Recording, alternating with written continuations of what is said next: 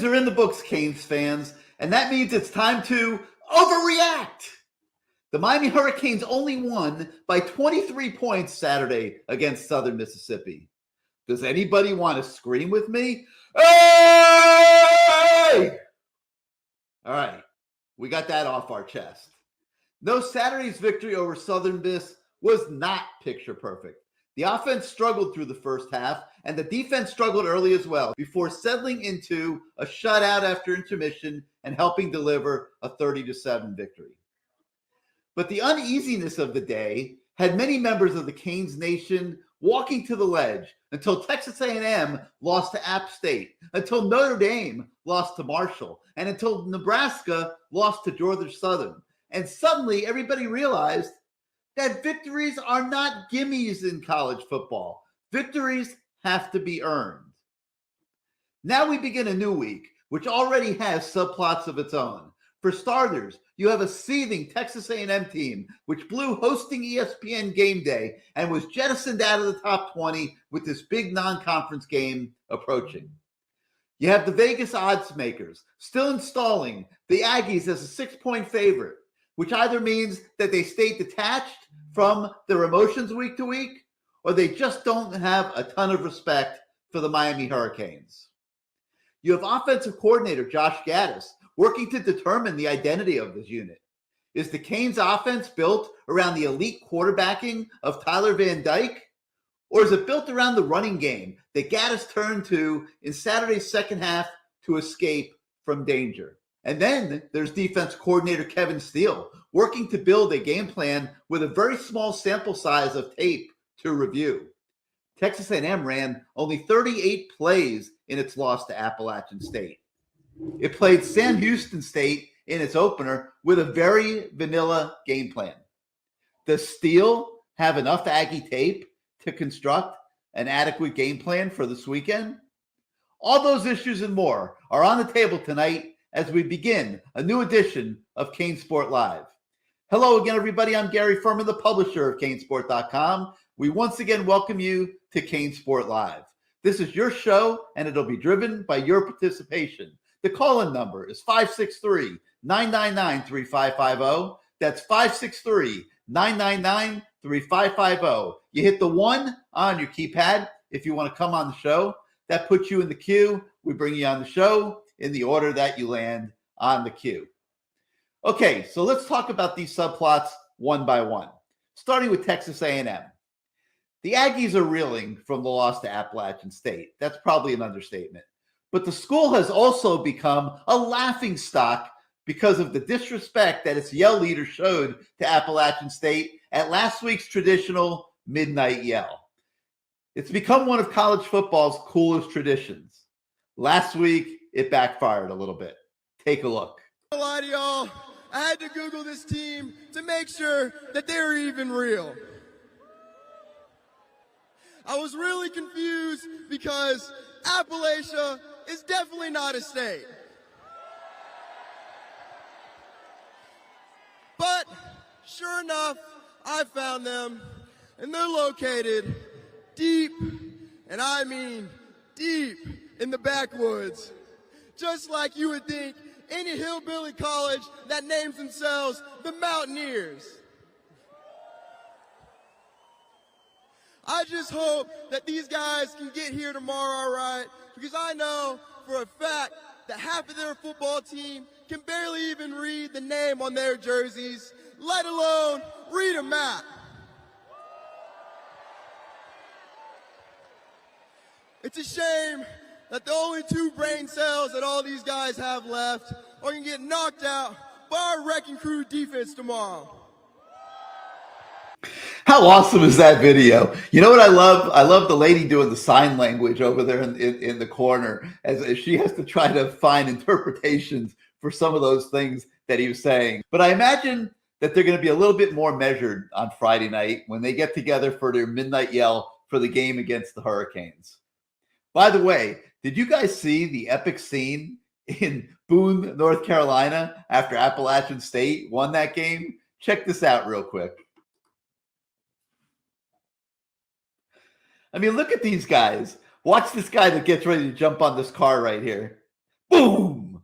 Man, I hope they have good auto insurance. Anyway, all of this now complicates things for Miami, which is expected to walk into Kyle Field Saturday and replicate Appalachian State's accomplishments against an angry Texas A&M program. App State seized control of the game with a ball control offense, which Miami had success with in the second half against Southern Miss. The dilemma for offensive coordinator Josh Gaddis is that means de-emphasizing quarterback Tyler Van Dyke a bit, which in a sense is minimizing a strength of the team. A better option would obviously be having the offensive line and the receivers all functioning well around Van Dyke and keeping Gaddis's options open. Van Dyke has yet to have a 300-yard passing day so far this season, but he did throw for 253 yards against Southern Miss, even with issues in pass protection and identifying coverages. So Gaddis chose to adjust last weekend by turning to the run game, and he ended up looking like a genius for it. Miami had 12 carries for 24 net yards rushing in the first half. The Hurricanes ran 35 times for 153 yards in the second half. The Canes scored touchdowns on their first two possessions of the third quarter with that run-heavy approach, essentially putting the game away. Now let's talk about the dilemma that Steele faces in trying the game plan to stop an Aggie offense that simply has not done very much this year. I asked him about it. Kevin, we talked about 38 plays. That's like a half a game of a typical game. And their first game was against Sam Houston. I haven't watched Sam Houston, so I don't want to comment too much on their ability level. But how hard is this making your preparation with such a small, significant sample size of their offense with this set of personnel? They're playing a lot of freshmen. Right. Not as hard as it was the first 2 weeks. First 2 weeks, a lot of transfers out, a lot of transfers in, new offensive coordinator that hadn't called it in 3 years. Right. Okay, so that was really difficult. Then this past week, quarterback out, they'd been the Wildcat, they'd been Wildcat last year, so we talked about that being 2 or 3 different offenses in one. Coach Fisher is Coach Fisher, and you can go back and watch Florida State tape, and you can watch last year's tape, and you're going to see the basics the same. And so the body of work, who they've played, is still his offense. So it's obviously the challenge is great. They're very talented, very, very talented. It's at home in College Station. So, it's a different place to play. I've been there several times. It's different. So all of those things that really should matter, you have to factor in and prepare for crowd noise, all those kind of things. But what he does and how he does it, the base rudiments of it, are not to change.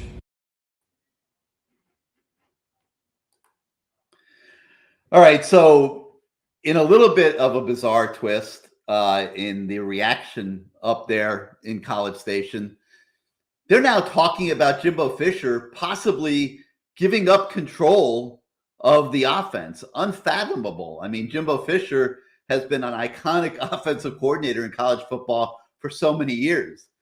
Has he lost it?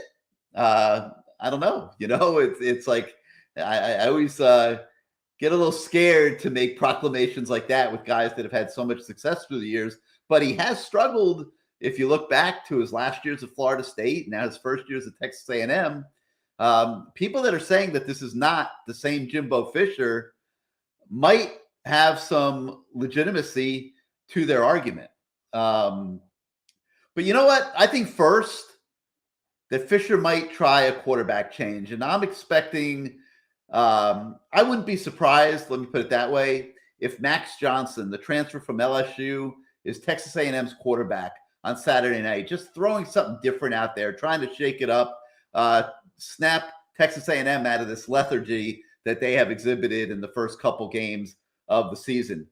You'll remember Max Johnson. He's Mark Richt's nephew, okay? And it was kind of baffling back then, a few years back, that Max Johnson didn't come to Miami and wasn't focused on coming to Miami to play for his uncle. Maybe he knew something that Mark Richt wasn't going to be at Miami, no way, for his career, and therefore he had to have a different set of criteria in picking his college. But it'll be interesting to see who's the quarterback, whether it'll be Haynes King, who started the first 2 games this year, or Max Johnson, and they have a true freshman, I forget his name, who's also supposedly in the mix, but I can't see Jimbo Fisher throwing him out there against Miami on Saturday night in prime time. I think it'll be Haynes King or Max Johnson. I think there's a decent chance that Max Johnson gets the nod.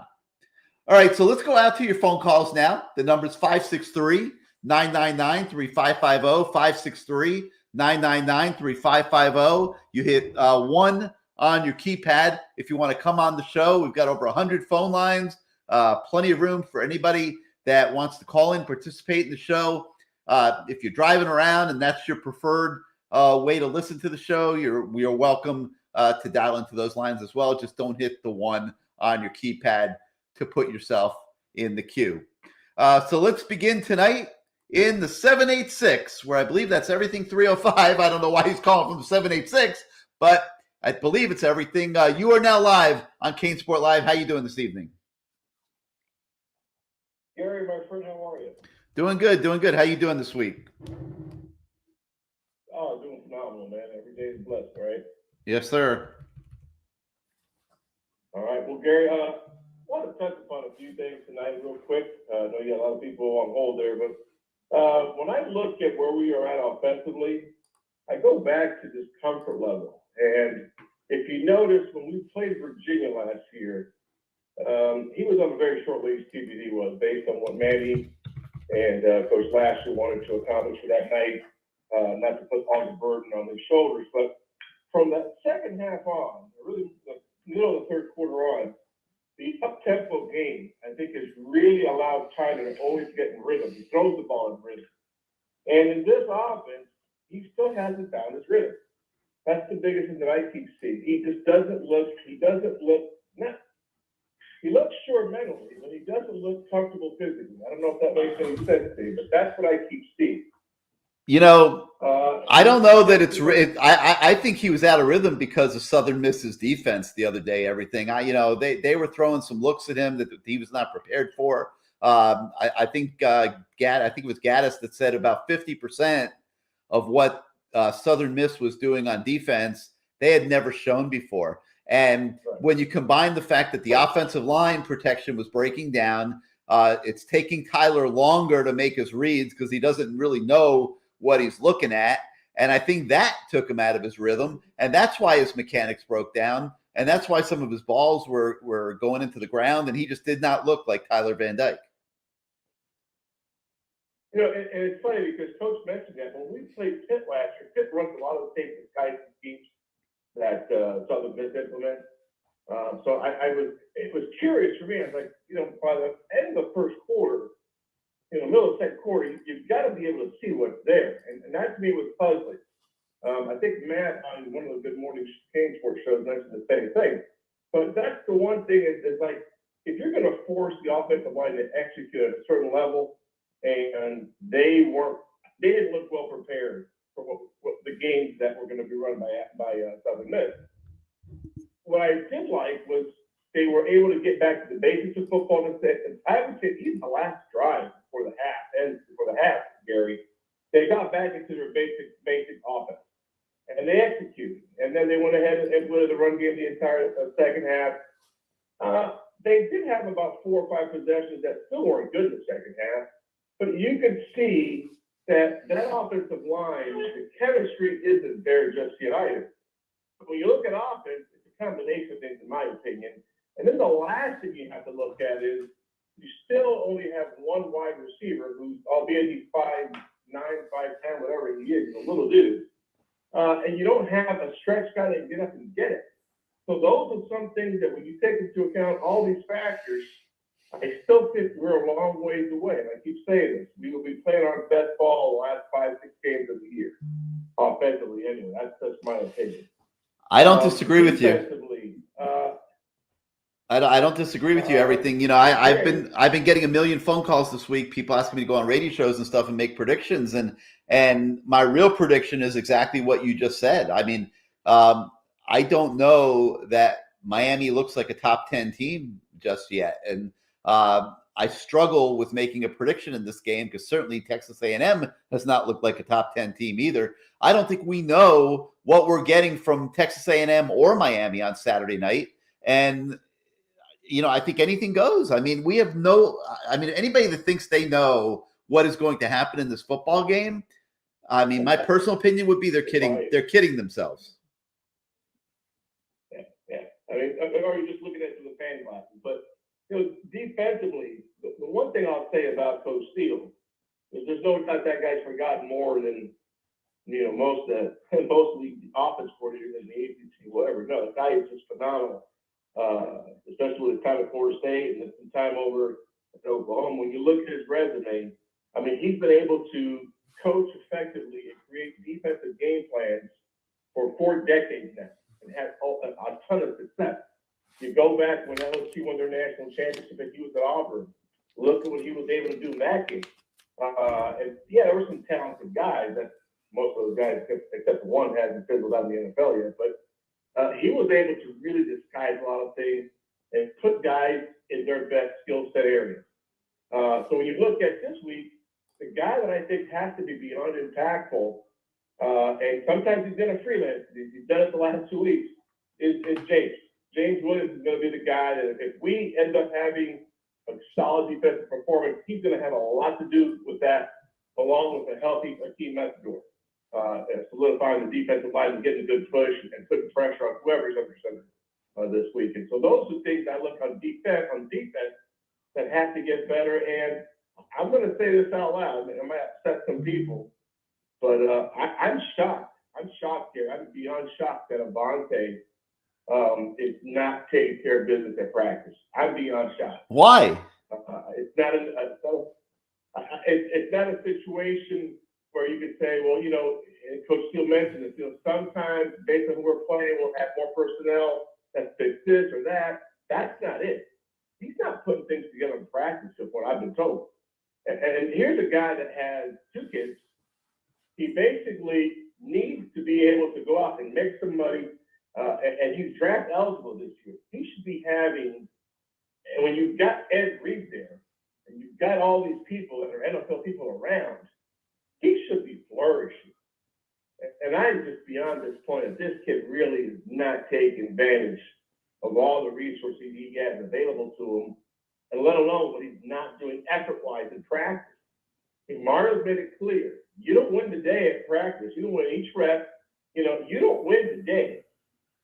You can't help it. And I'm just, you said you're not shocked, but I am, Gary, because I've seen that kid since he was 14 years old over at DeLand, and I can tell you, he was the best athlete I've ever seen in the state of Florida play football. Well, here's what I'm going to tell you. Here's what I'll tell you. Okay, I watched him when he was in high school, and my personal evaluation was that he's a good athlete, but he has poor cover skills. Okay, and if you have poor cover skills, that's a lot to overcome unless you're just sitting back in the middle of the field all the time. Well, Kevin Steele doesn't play defense like that. Manny Diaz didn't play defense like that. Yep.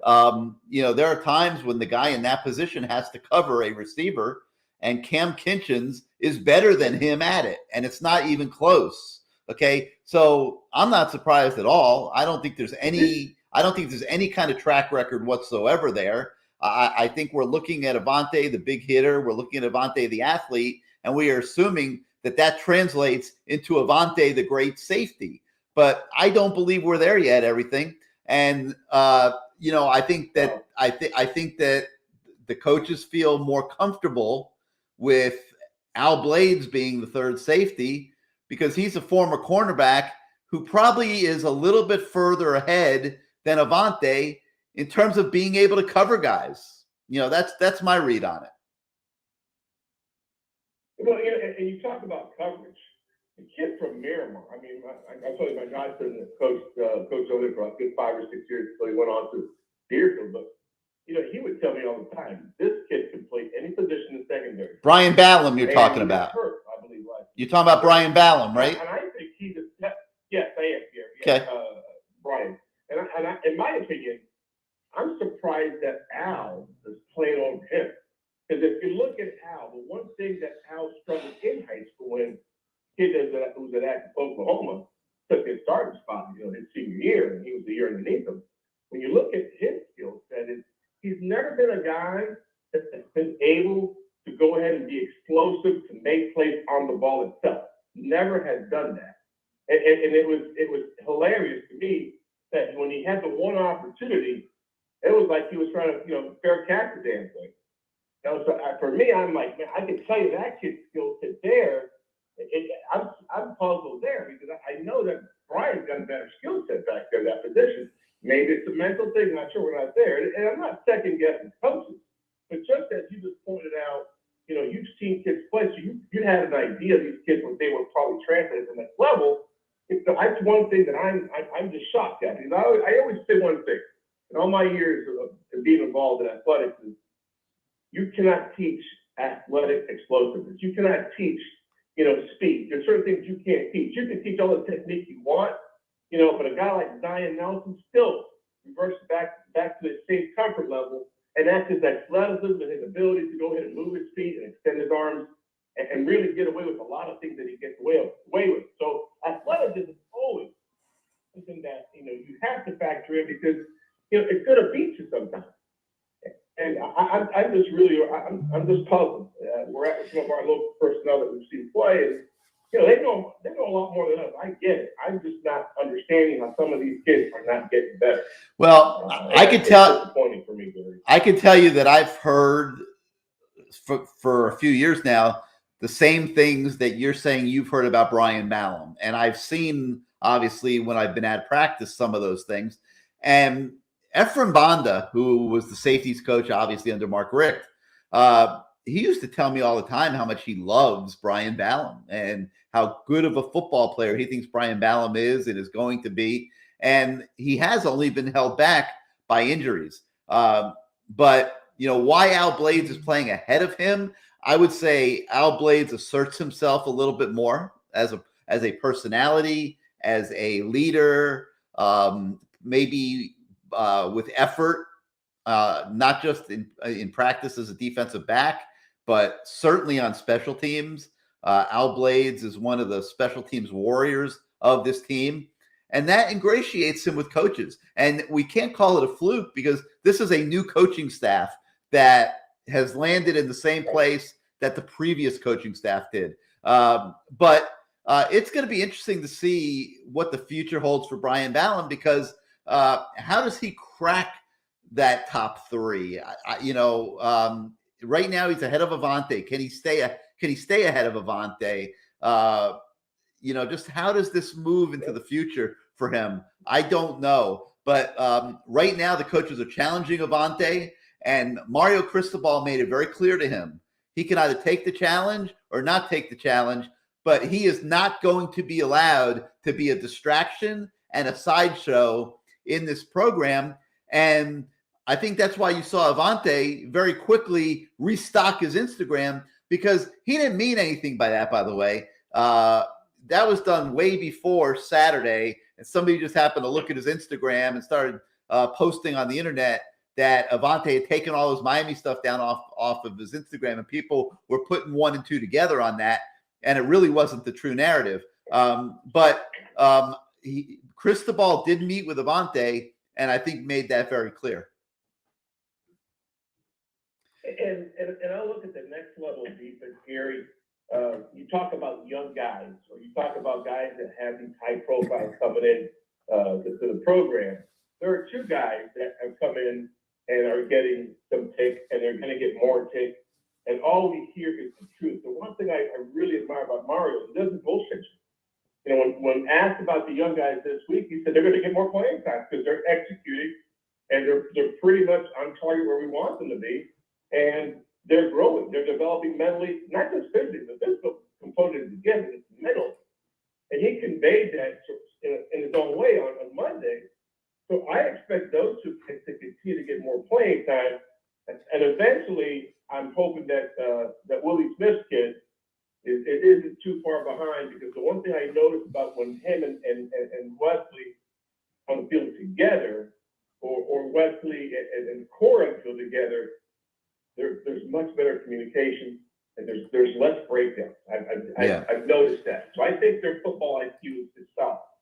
And I hope it translates into them getting more playing time and having a bigger impact on the game. Yeah, I don't know how much it'll happen this week because of the circumstances of the game being, prime time on the road in a stadium with 100,000 people. I'm not sure that's the time to experiment, but certainly the week after when the Canes come back home to play Middle Tennessee, I do think you will start to see those guys more. All right, everything. Thanks for getting us started tonight, man. Always appreciate your call. Be well, Gary. Go Canes. You got it, man. You guys are also welcome. You guys watching on YouTube are welcome to participate in the comments. Benzo Kane says, does anyone else notice that Mario looks stressed in his interviews? I don't know if Mario was stressed or tired or both, but yes, I agree with you, Benzo. It was a different Mario Cristobal on Monday, and this game means an enormous amount to him. There's no doubt about it. It's the first signature game of his Miami tenure. He's certainly not intimidated by it. He's been in these big games many times at Alabama and Oregon, but he obviously knows this is one of the swing games of this season. And Texas A&M has been a little bit of a nuisance in recruiting for Mario and the Canes here the last couple of years. And I think he would love to make a statement to the recruits out there too, certainly from the state of Miami, that you do not need to go to College Station, Texas to go to college. We will be competitive in NIL. We will be competitive on the field. There is zero reason for you to make a move like that. And, Saturday, I could think of one guy, really maybe even a couple. You got Hakeem Williams, the Stranahan receiver. I believe Jaylen Brown, who is currently committed to LSU, is going to be among those visiting Texas A&M this weekend. And there's others too. This is a big game for Miami, a big game for Mario. It's a statement moment. And I'm sure he's preparing very, very hard. So I don't know whether it was fatigue. I don't know if it was, being a little stressed and anxious. But he was a little bit more subdued on Monday. No doubt about it. Let me see what else we got here real quick before we go back to the calls. All right, I'll keep fishing through those. The number's 563-999-3550, 563-999-3550. You hit the 1 on your keypad if you want to come on the show. Let's go out to the 845. You are live on CaneSport Live. Gary, how you doing? Hey, what's up, Greg? How you doing this week? I'm doing well. I want to start by saying I live about 45 minutes from App State. Miami better win this week or I'm going to hear a lot of shit. Okay. I hope Matt's listening to the show tonight because I want to take exception to some of his statements this morning. He was saying, we have to go to College Station with 60% of Manny Diaz's players. How would you like to go to App State with 22 3-stars, 0 4-stars, and 0 5-stars? Like App State just did, and kicked their ass, dominated that game from start to finish. So there's no excuses, Gary. All right? This is a bunch of shit, all right? Miami has 10 times more talent than App State, okay? Mario makes 10 times what that coach makes at App State, all right? They don't have coaches like we have. They don't have quarterbacks like we have. There's no excuses, Gary. And they did it on the road on top of it. But, I said that at the top of the show. I mean, the worst thing that could have happened for Miami was App State beating Texas A&M because it makes them angry as a program. It gets them working harder at their deficiencies than they probably would have.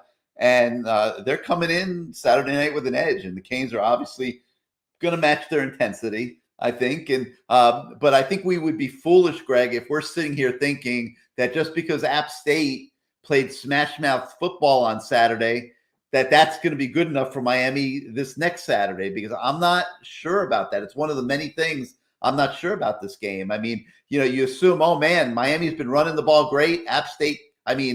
Texas A&M can't defend the run. Miami's going to steamroll them in this game. I can't imagine it playing out like that. It doesn't. You said this morning we threw for 250 yards this week. I agree. Van Dyke was terrible.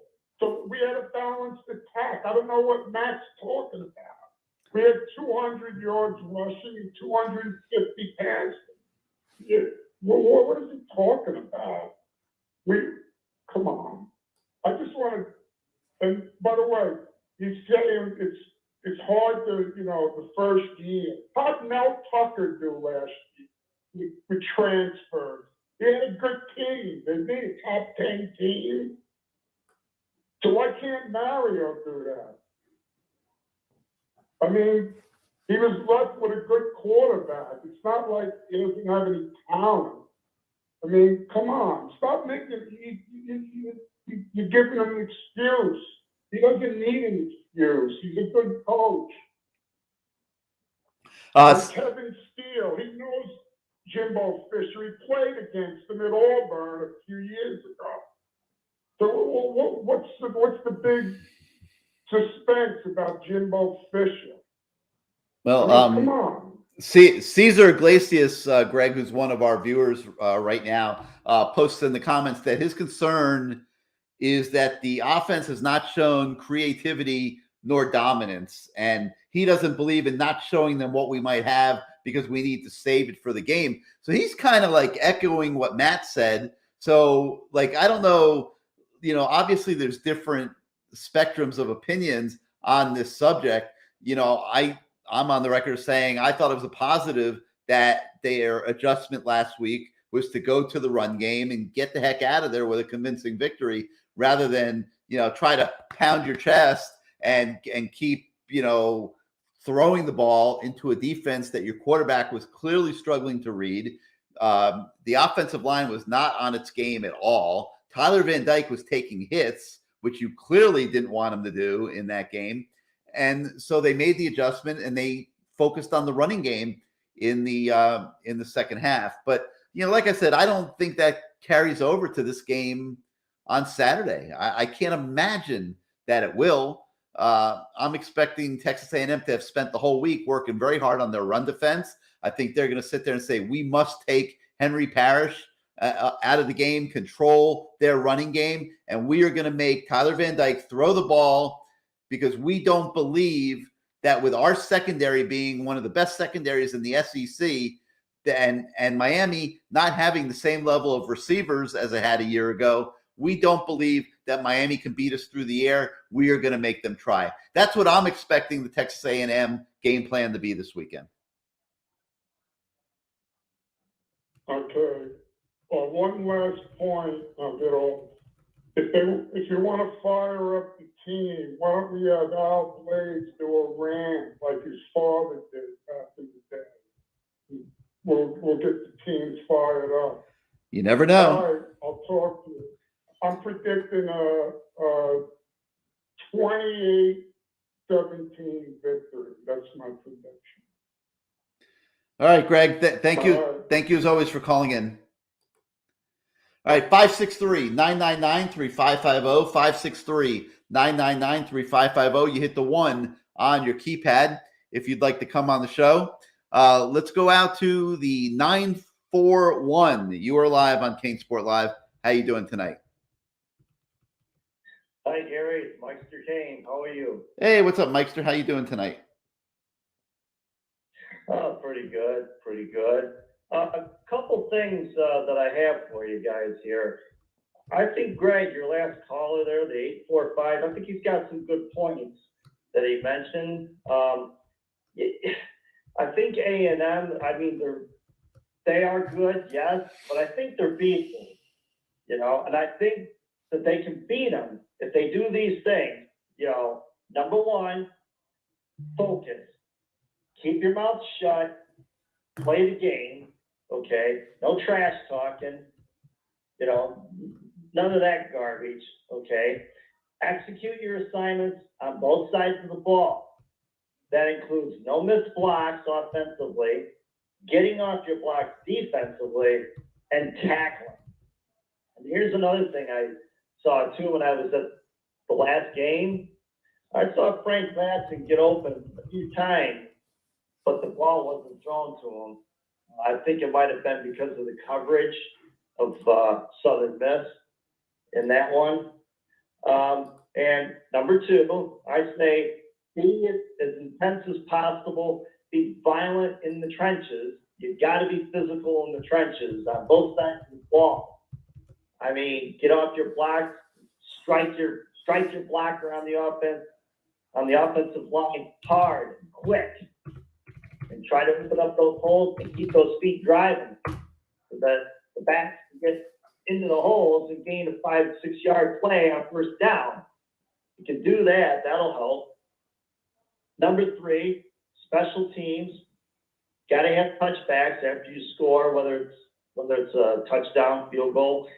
And if you got a punt, try to flip the field to win field position, the battle of field position, okay? If you got trick plays, execute them at the right time if there are any planned, like I mentioned before, okay? One other thing too, I was really impressed with hearing about TBD, Tyler Van Dyke, and the wide receivers working on the practice field and studying film Saturday night. I mean, that's great determination. They ended up not going on the field, Mikester. They ended up not going on the field. They just watched film. Oh, they just watched the film? Yeah, they didn't feel up to going out and practicing in the evening. They just got together and watched film. Oh, okay. I thought they. Well, they said they were going to. Yeah, okay. yeah. They had said they were going to, but they ended up not doing that.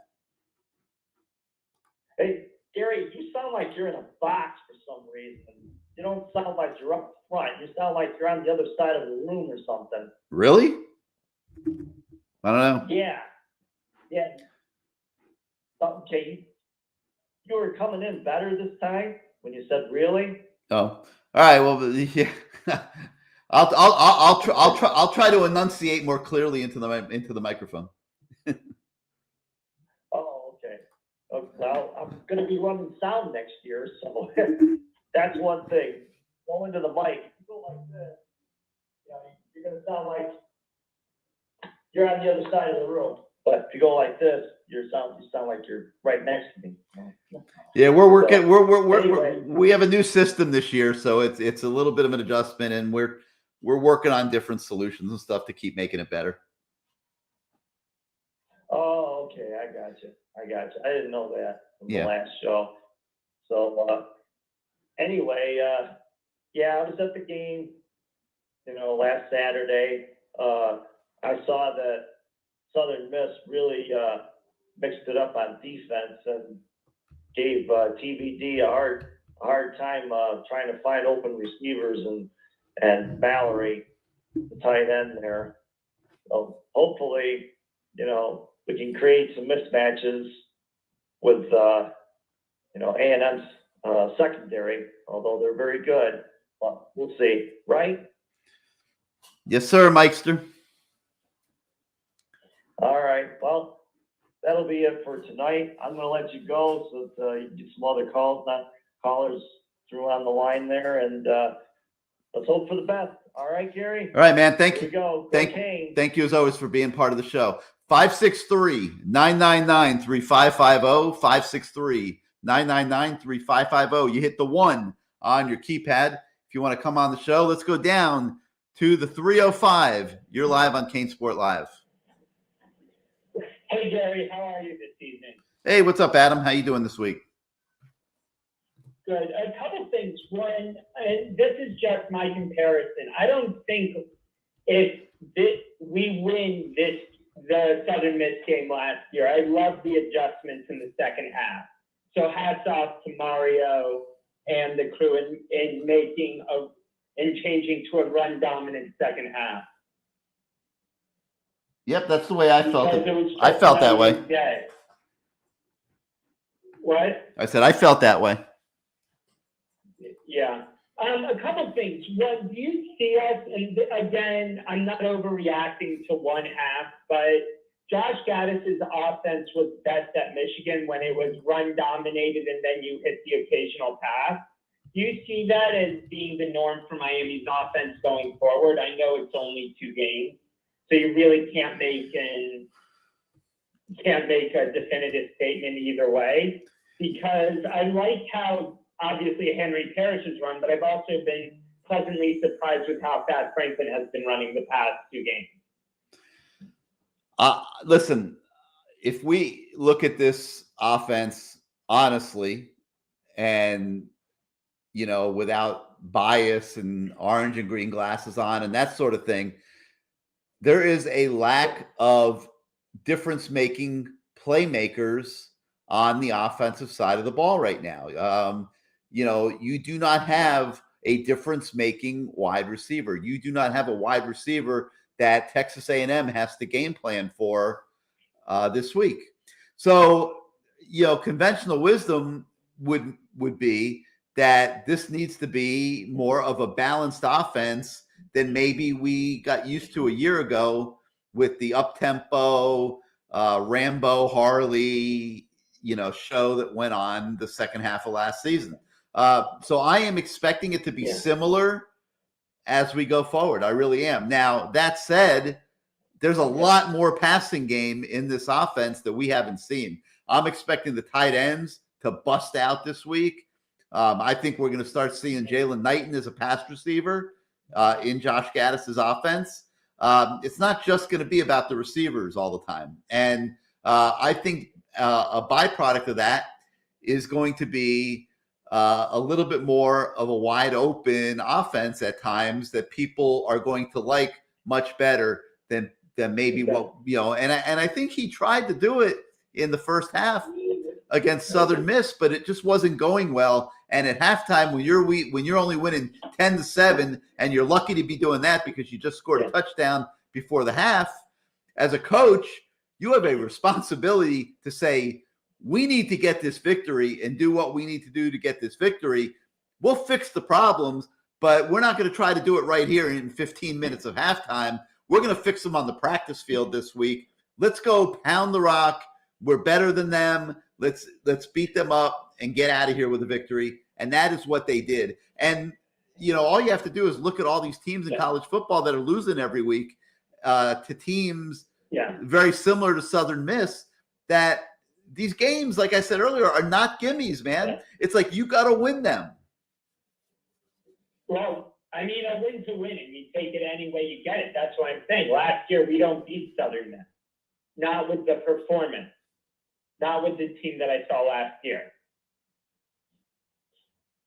But a couple other things. Did Mario mention anything in his postseason or post-game press conference about the penalties? More importantly, and I know it's aggressiveness, the penalty on Ja'Kai Clark wiping out that beautiful Henry Parrish touchdown run in the fourth. You're saying did Mario mention penalties in inopportune times? Yeah, he talked about that. I'm thinking that he talked about that play. I mean, look, they coach these guys to fight to the whistle, and they mean it, but they don't mean drive them 10 yards into the bench. I mean, Ja'Kai Clark lost his mind for a moment there. He was, but to his credit, he is the center. He started that play in the middle of the football field, and he ends up all the way on the sideline driving a guy into the bench. Okay, so on one hand, you got to admire the effort that he was putting into it, but he's got to be smarter than that, obviously, and I'm sure that's how he's being coached this week. Okay, and last thing, defensively on the outside, I know he's not the tallest guy in the world, but because he is actually pretty good at least cover corner, has there been any thoughts of moving to Corey Couch to the outside where Ivy is, and then putting in like a Contra Smith into that star position where Couch is? Because even though he's not the world's greatest tackler, I do like Couch at least defensively, like being able to like knock away balls and things like that. Yeah, I don't think you'll see them do that. I think Corey Couch is their best slot corner. I think that's the right spot for him. I think he struggled last year when they used him out there at times, and he's best suited to play the slot, and I think you'll see him in the slot. I think the reason that you're seeing so much Ivy is that Porter has not been the standout coming out of the gate that he was expected to be when he was brought here in the transfer portal. They didn't bring Porter here to be a backup. He was supposed to be the starter this year, but Ivy beat him out. And, I know Ivy struggles at times on game day, but, he's not out there because they're playing favorites. He's out there because he beat out Porter. No, I know that. And like Malik Curtis, I'm sure it's a great game pass. But there were 2 plays in a row. Curtis got beat by Franco on the slants, and then he got busted for the touchdown. So that's what I'm saying is against a team like Texas A&M who has burners, that's the concern. Now, where Haynes King throws the ball is another issue. But yeah, it is a concern. I mean, foot speed on the outside is a concern. Tyreek Stevenson is not the fastest corner in the world. And Ivy has been beaten so many times throughout his career by speed receivers. Yeah. So, you have every reason going into this game Saturday to be concerned about Texas A&M's speed on the outside. Okay. Well, thanks for taking my call, Gary. Have a great rest of the show. Anytime, man. Thank you as always for being part of it. There are a couple interesting comments in the comments on YouTube. WG says that Mario should replace TVD if he struggles early. Come on, man. Seriously? Like, when has TVD struggled? I mean, he struggled a little bit last game. No argument. He still had 253 yards passing. They still won by more than 3 touchdowns. He doesn't have the receivers this year that he had a year ago. You have to accept that. Stop fighting that thought. No matter what you think of Jacoby George, Romello Brinson, Latson, on and on and on. They are not Charleston Rambo, okay? This team has taken a step back in terms of weapons on the outside that TVD can hit big plays with. His passing yards are going to be much more station to station this year. It is not going to be easy to have 300-yard passing games. I know he had 6 in a row to end last year. That is not going to happen with ease this year. It's going to be different. This offense is going to be different. WG, you have to get used to that. Tyler Van Dyke, right now, because of his game experience, is clear and away the best quarterback in this program. He is going to be the starting quarterback. And in December, we are going to be debating, does he have enough on his resume to go into the NFL draft? And we don't know that yet. We will have to see how this year plays out. I think we're already seeing it is not going to come as easy as it did a year ago. Let me see here. Korean Zombie points out how dumb it is to say replace DVD. I mean, WG, no one's calling you dumb. They're talking about the comment being dumb. The bottom line is that is not going to happen. Not going to happen at all. All right, 563-999-3550. 563-999-3550. You hit the 1 on your keypad if you want to come on the show. Let's go out now to the 954. You are live on CaneSport Live. 954, you with us? Going once, going twice. All right. Guys, don't hit the 1 on your keypad if you don't want to come on the show. Let's go to the 239. You are live on CaneSport Live. 239, you with us? Going once? You there? Yeah. All right, wait a minute. I'm going to put you back on. 239, go ahead. You're live on CaneSport Live. All right, come on, guys. Don't hit 1 and don't choke when I put you live. If you got something to say, come on.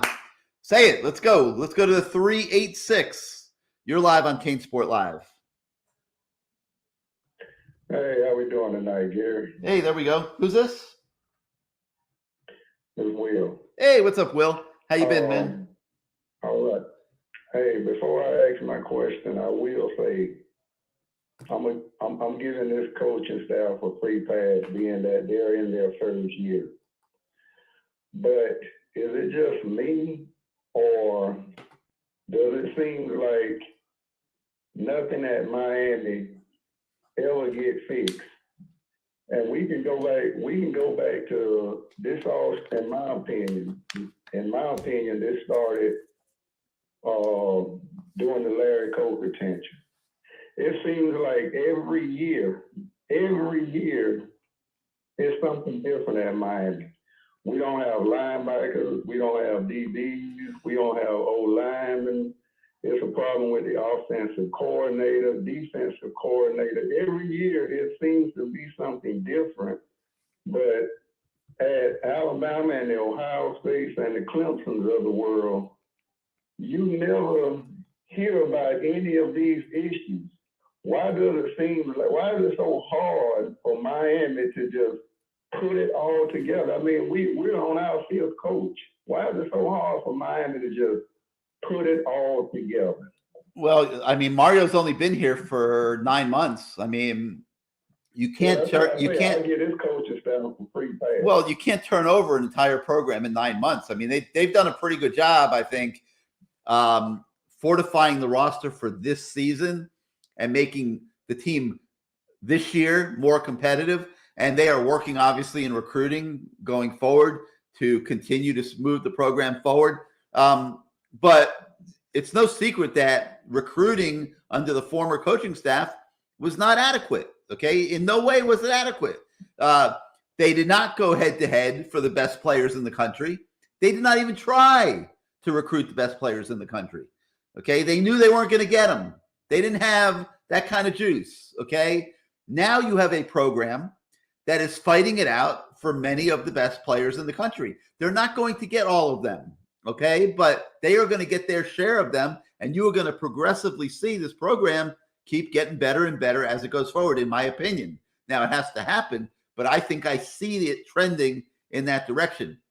But under no circumstance can we sit here tonight on the 13th of September and expect all these things to be fixed already. I mean, it's not reality. You can't turn the roster that fast. I mean, look at it this way. They had 21 players. I believe they turned about 21 players. Okay.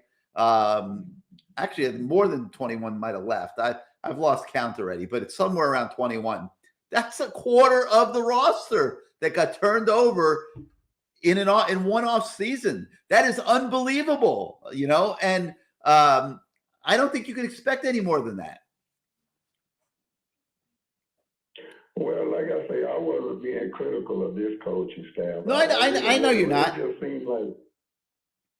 I know you're not. I just wanted to answer your question. Your question is, why does Miami always seem to have a problem?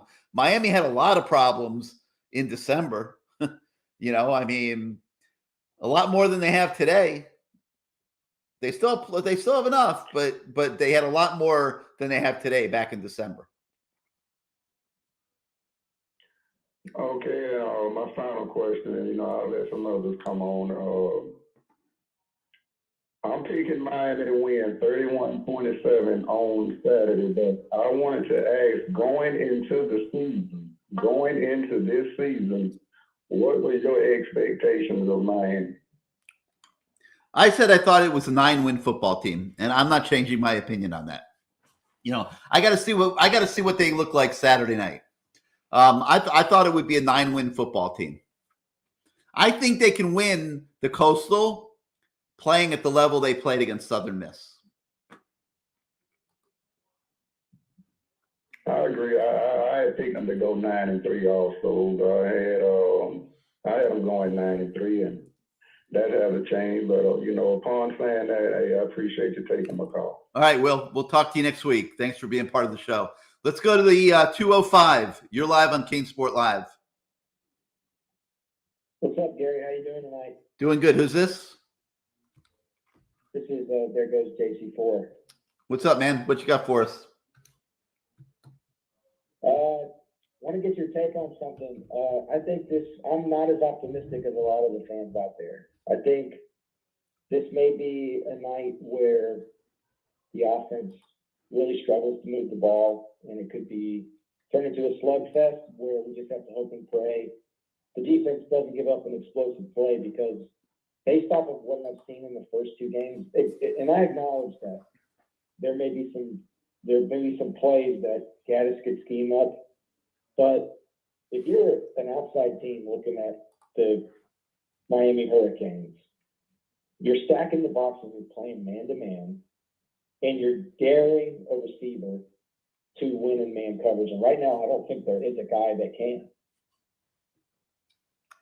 Well, you might be right. And Texas A&M is way better in the secondary than anybody knows right now, because, you know, Appalachian State didn't turn it into that kind of game. Wisely, by the way. I mean, they were smart how they approached the game, which is why they won. They weren't going to win a shootout with Texas A&M trying to attack their DBs on the perimeter. No way. So, listen, this is a coaching game on Saturday night.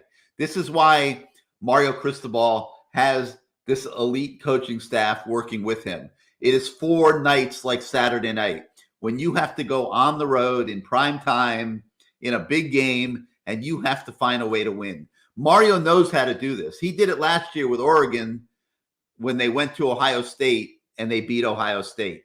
He did it a million times when he was at Bama.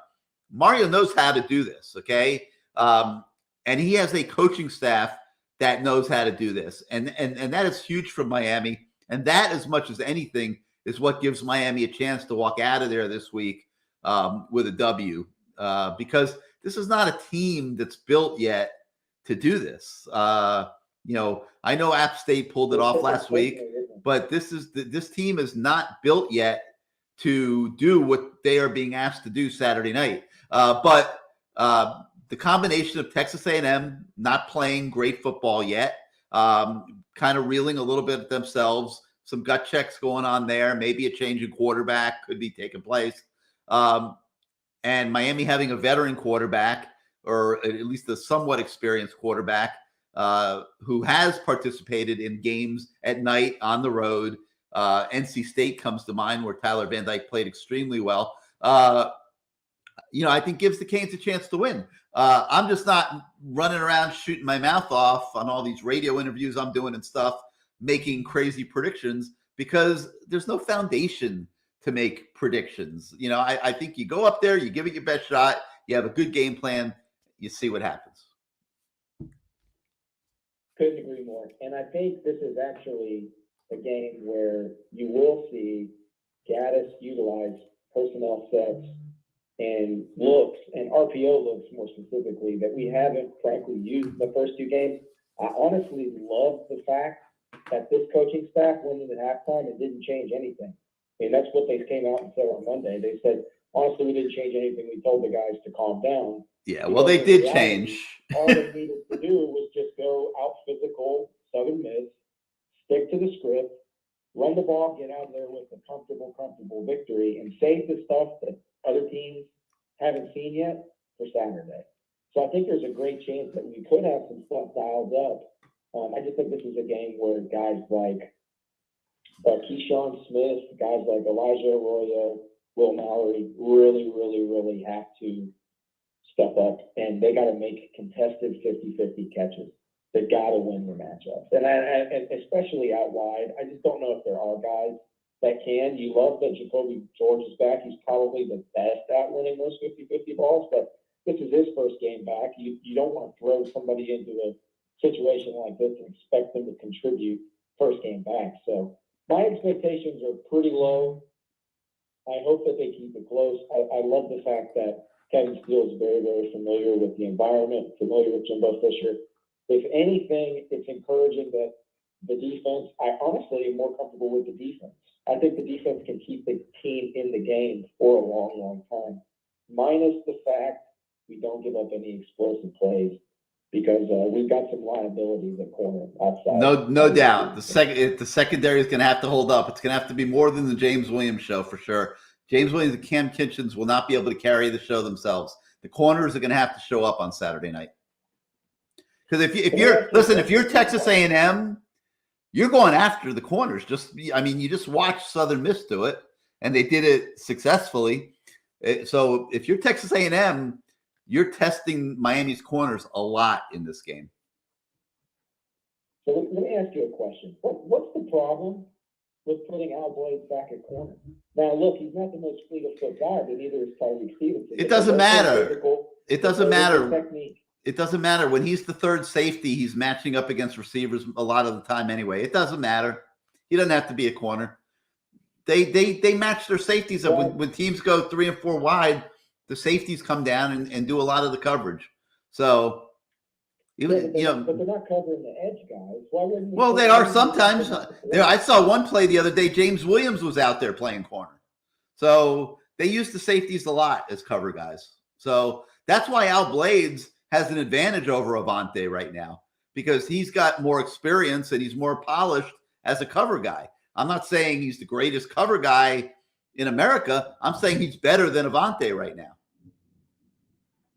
Well, he's better than a lot of folks, because in the last game, they saw number 16 lined up out wide, and they said, we're going to him twice.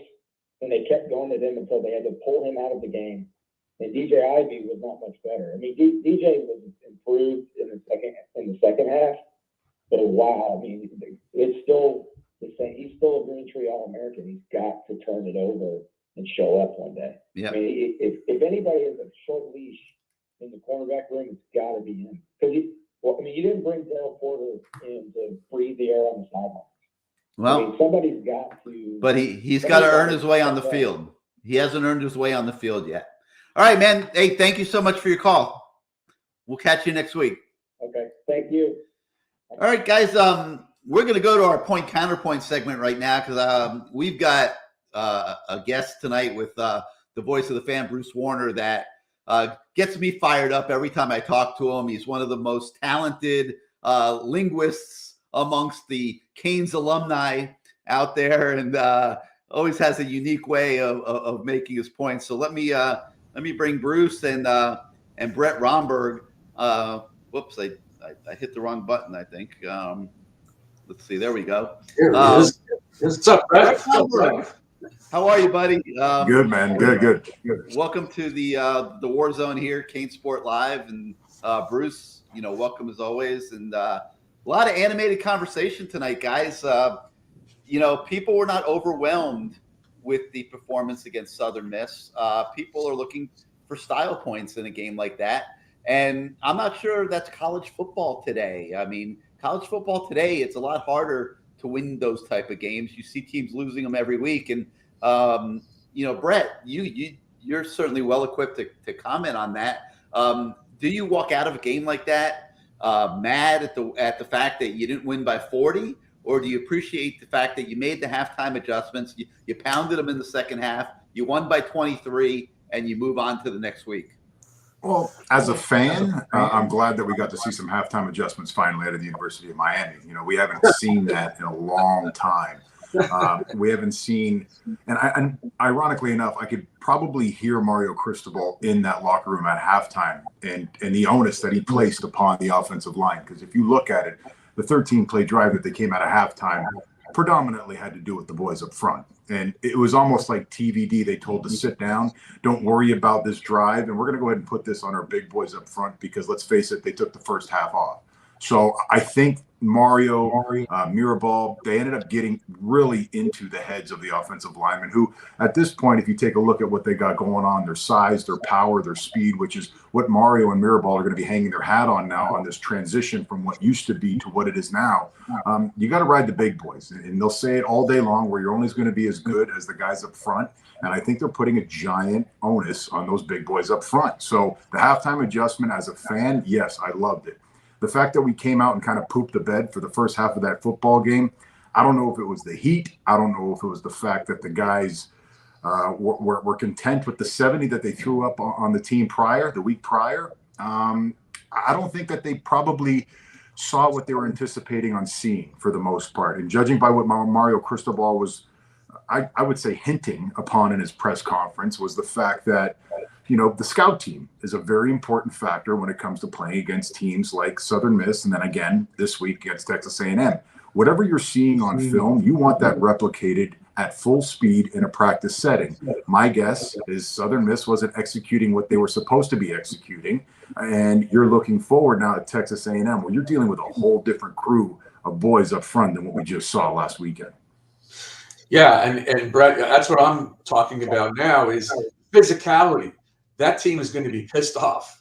Absolutely. I don't know how good they are, but they're going to be very physical, and we better match the physicality, or else we can be in big trouble. We can't, and we also cannot get off to a slow start, because once those 90, 100,000 people, 50,000 of them drunk, start getting on our guys, it's going to be ugly. Your thoughts?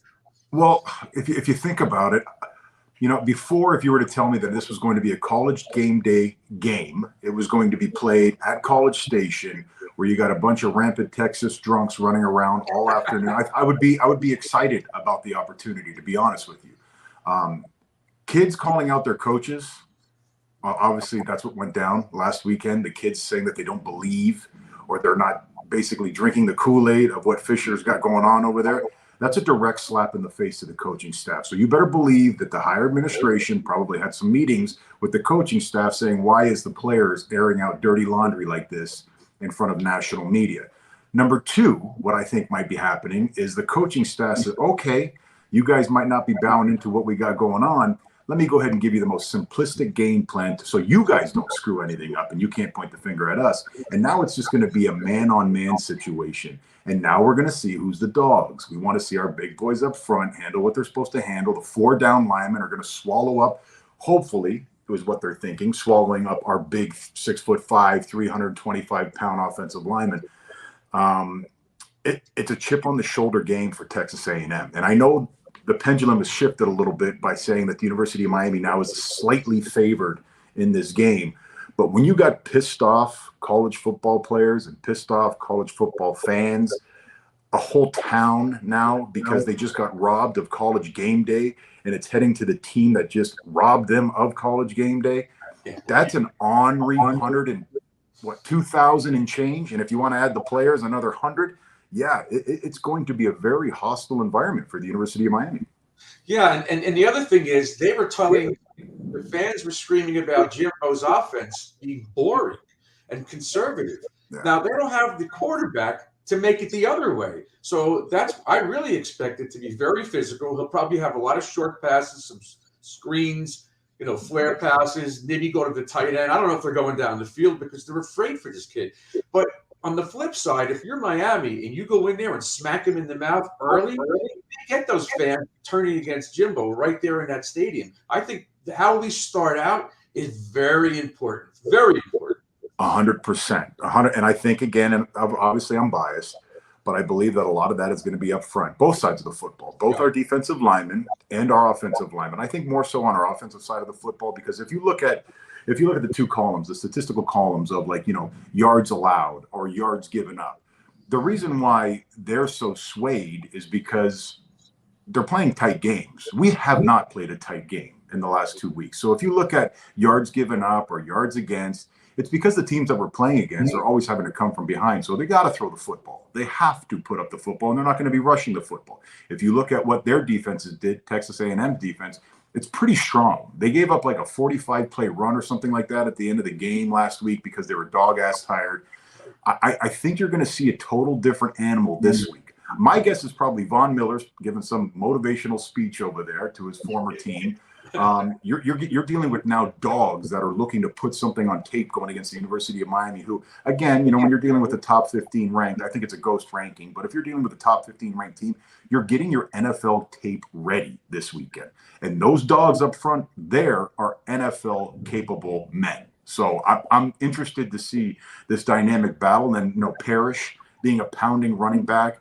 They did give up some yards after contact last weekend too. So, look for that. They're probably going to be wrapping up. And unfortunately for Parrish, he's going to leave this game with some bumps and bruises, more so than he has in the last couple of weeks. That's for sure. Hey, Brett, I got a couple things that I wanted to ask you. Okay. So as an offensive lineman, you're looking at the halftime adjustments last week, and we've been having debate about this all week amongst the fans at CaneSport. I loved personally the halftime adjustments. I had no problem that the halftime adjustment was to run the football. I love passing game too. I love deep balls and all the flash of football as much as anybody. But I saw what was going on in the first half, and Southern Miss was successful in confusing Tyler Van Dyke with their coverages that they had not prepared for and had not seen. Yep. Congratulations, Southern Miss defensive coordinator. The offensive line was not playing well. He was getting pressured like crazy. So, what are you going to sit there and beat your head against the wall for? Your passing game is not working. You're in a 10-7 ball game, and you're lucky to be up 10-7. You scored just before the half.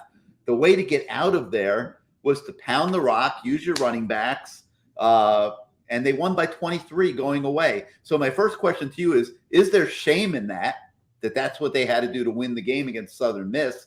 And then how does that cross over into this game this week where you were playing a Texas A&M team that just lost to Appalachian State, which played smash mouth football? I've been saying, don't assume that just because Appalachian State was successful playing smash mouth football, that Miami's going to be able to walk in there on Saturday and play smash mouth football too. These guys are going to have been working on their run defense all week. I would love your opinion on both of those subjects.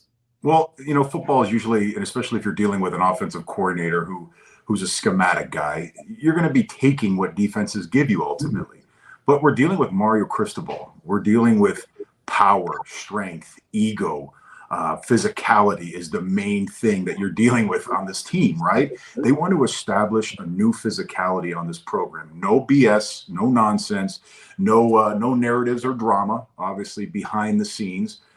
And I think they're just going to go ahead and try to do this with brute force, to be honest with you. I think Mario wants to really plant his flag in the ground right now of putting two guys on their one guy up front, moving him off the football and trying to bury him in the lap of a linebacker. And I think our running backs they better get their mouthpiece. They better have an extra mouthpiece in that cart too, because they're going to be chewing through one of them. And I think it's going to be a very, very physical game, to be honest with you. TVD, I don't care if he goes 50% this weekend. I really don't. I'm one of the fat boys. I want physicality. I want running game. I want them to establish that because we know Tyler can throw the football. And the opposing defensive coordinators know that at this point in time too. They're going to be doing the same thing, disguising blitzes, rock and rolling safeties. Hell, they might even stand some of their defensive linemen up and make our offensive linemen identify a little bit trickier of a defense. I think at the end of the day, we're hanging our hat on those big boys up front, man. I really do. Running the clock out. Beating the hell out of A&M. Just going up to College Station, like Mario said, a business trip, kicking ass and taking names and getting back on the bird and coming home. Yep. I'm thinking a little differently, bro. I'm thinking maybe they come out and throw some swing passes to Rooster or maybe Parrish in the flat because they're going to try to stop the run. Now, I don't know if you know this, but Texas A&M runs a 4-2-5 defense. They only have two linebackers. Yep. So with that set as an offensive player or center, what would you do to attack that? Because I just looked at it in my magazine. They're running a 4-2-5. They are. Yeah. You probably want to take away some type of dimension of that defense, right? And I feel like if you have racehorses up front, you got a big dude that clogs the middle. They're trying to penetrate. So let them allow their athletes to create natural running lanes. So if you want to give a play action, if you want to get those defensive ends screening up the field, thinking that they can go ahead and sack Tyler, act like you're doing a nice little, drop back pass and just hand it right off and let that running back, our athletic running back, cut through some natural lanes. And hopefully one of our big offensive linemen can shed or rat block around and get up on a linebacker. And once you take away one of those linebackers and the timing is right, that running back is planting his foot in the ground right around the same time that uncovered lineman is going to the next level. You're dealing with now 5 DBs that are running vertical. And you're dealing with a good 15 to 20 yard gain every time. So if they're getting a little bit cheaty and they're getting a little hungry and those defensive front are trying to scream up the field and create havoc, I think those natural running lanes will end up being there. Well, in conjunction with that, though, I think Miami's got to try to throw the ball down the field to get those safeties out of the box. Keep them honest. We're going to have a problem. So we've got to do something early to try to get maybe Keyshawn Smith or somebody downfield. At least get him think that we're going down the field. And if they are going deep, you're always going to get the opportunity to possibly this might be the game where we might see our tight ends come alive too. Something underneath where you're going to find a 20-yard hole between a linebacker and a 5 shell. So you're going to start to see our offensive coordinator probably rise to the top a little bit more this game as well with schematics, not just making Mario Cristobal type football where they're pounding the rock. But you also might get some schematics in there where you're finding dink and dunk stuff behind linebackers in front of defensive backs. Or maybe even you've been out there. Get the ball to these guys and let them run up the field. Absolutely. Got to do that. Hey, you've been out there, and I agree with everything you're saying. But, do we have the personnel at this stage of Mario Cristobal's evolution at Miami? Do we have the personnel on the offensive line to play the style of football that you're talking about? Because I agree with you that he is going to want to do that against an SEC defense, which is not Southern Miss. I mean, with all respect to Southern Miss, this defense, even though they just got beat, is going to be better, more physical, better athletes. There's no doubt about that. I could probably give you an example of why I think we're really damn close is when I would go to practice in the last couple of years, you'd see some guys that are on the sideline either walking around in a boot or they'd be at Green Tree riding a bicycle, trying to stay in shape on the side, but they're usually yucking it up and couldn't wait to get an excuse out of their mouth of why they're not playing, why they didn't do well, why they're hurt, how they got hurt. This time, those guys that weren't practicing, which were the very few, were hiding from me in embarrassment because it seems like the mentality is very damn well on its way to being where it needs to be. Because when you're starting to feel embarrassed that you're not contributing to your teammates, it becomes more of it's not about the coaches telling me what to do anymore. It's about the players and being accountable to each other. There was zero accountability over there before, from the frickin' Tate Martells of the world being able to get let back in the door 3 or 4 times over to offensive linemen trying to fight each other in between practices. It didn't make sense. And now that distraction or first of all, you don't have any goddamn energy after practice from what I've heard in terms of Mario Cristobal with these guys. There's just no room for that. It's not winning. It's not adding to being successful. It's not productive. It's not going to win you an ACC championship. And Mario will not put up with anything other than what is going to make you 1-0 in whatever you're doing all day long, every day. These kids are having their own meetings. They're calling their own meetings as position groups. I know of 2 of them in the last few days. The quarterbacks and receivers called their own meeting, and the DB called their own meeting. I know of a player, I'm not going to say his name because it's his personal business, but I know of a player who turned down $1,000 last night on an NIL deal that he could have had because somebody had called a position group meeting inside the building at the same time that he was supposed to go make his $1,000. Yeah. And he said, I cannot go do my NIL because I got to attend this meeting with my position group players. These are great things that we're seeing within the program, Brett. Yeah, it's starting to smell like Cane football, like old Cane football. It makes me really excited, to be perfectly honest with you.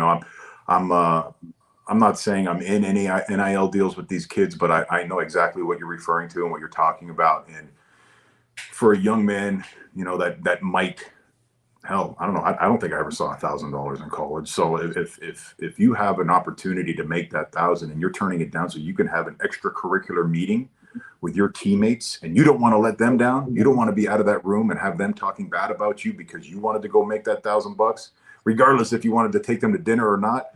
I think that's special. And I think a lot of that is not only just Mario, to be perfectly honest with you. I think a lot of it has to do with everything from the strength coach, the position coach, the former coaches in that building. Like, hell, you've been on the practice field when you've seen guys like Jason Taylor there and Ed Reed and Mario and that freaking big giant defensive line coach. I was standing there the other day and I was like, God damn, God, I think we could whoop any coach in America, any staff, whatever college it is, any staff in America. But it just seems like there's a certain sense of accountability and teamwork that's going on over there. And I know we say it all the damn time with whatever regime comes into town, but it's just different now. You know, Mario's one of ours. It really, like, Mario really is one of ours. You know, Diaz, nah, just because he grew up here, Florida State guy. Mark Richt, I'm even going to go hell now too, because, you know, Mark Richt's a Florida State guy to me. And a Georgia obviously guy, but more so on the FSU side of things for me. And I just know what Mario's about. I really do. I know. And God damn it, that press conference, I was intimidated the minute that he gets to the microphone and he's scowling, like his freaking brow is tight. And he's like looking at, I'd be nervous to ask a goddamn question. He's like worse than talking to Pat Riley. You know what I mean? It's like, Jesus, man, you want to fight me or answer my question? So yeah, it's intense over there. Everything is intense. Speaking of the NIL, a thought. You think Texas A&M players, with all the money that they spent for these kids that are coming here this year, they're freshmen, could that cause some inner turmoil? Because we've always discussed it, but now that the season's, is it possible that some of those guys that have busted their ass for Jimbo for 3 years are watching these kids with $100,000, $500,000, $1 million coming in, and they're just pissed off? And there's an inner turmoil. They're not on the same page. Is that something that's possible? Yeah, there could be a lot of jealousy going on, but if the way I would analyze it is the same way that you're looking at a player that's not making any money competing with somebody for a starting job, and whether you're making that teammate of yours put nothing but his best on the football field to try to compete for that starting job, what's that guy going to say? Like, obviously he didn't make that money because he wasn't good enough or he's not able to. There's a reason why. And regardless of whatever kind of off the field activity you might be getting sponsored by, if we think that it's bad now, if the NCAA doesn't get some sort of handle on this, like some type of restriction, its growth is going to be astronomical, year over year over year. And I want the guys to make some money for their likeness. I really do. But it's going to get to the point where, you know, you're an 18-year-old kid. Now it's going to be 16-year-old kids. And what's it going to go to? All the way down to like 7-on-7 teams locally? Like, I feel like they need to find a way to structure this a little bit better. Gary?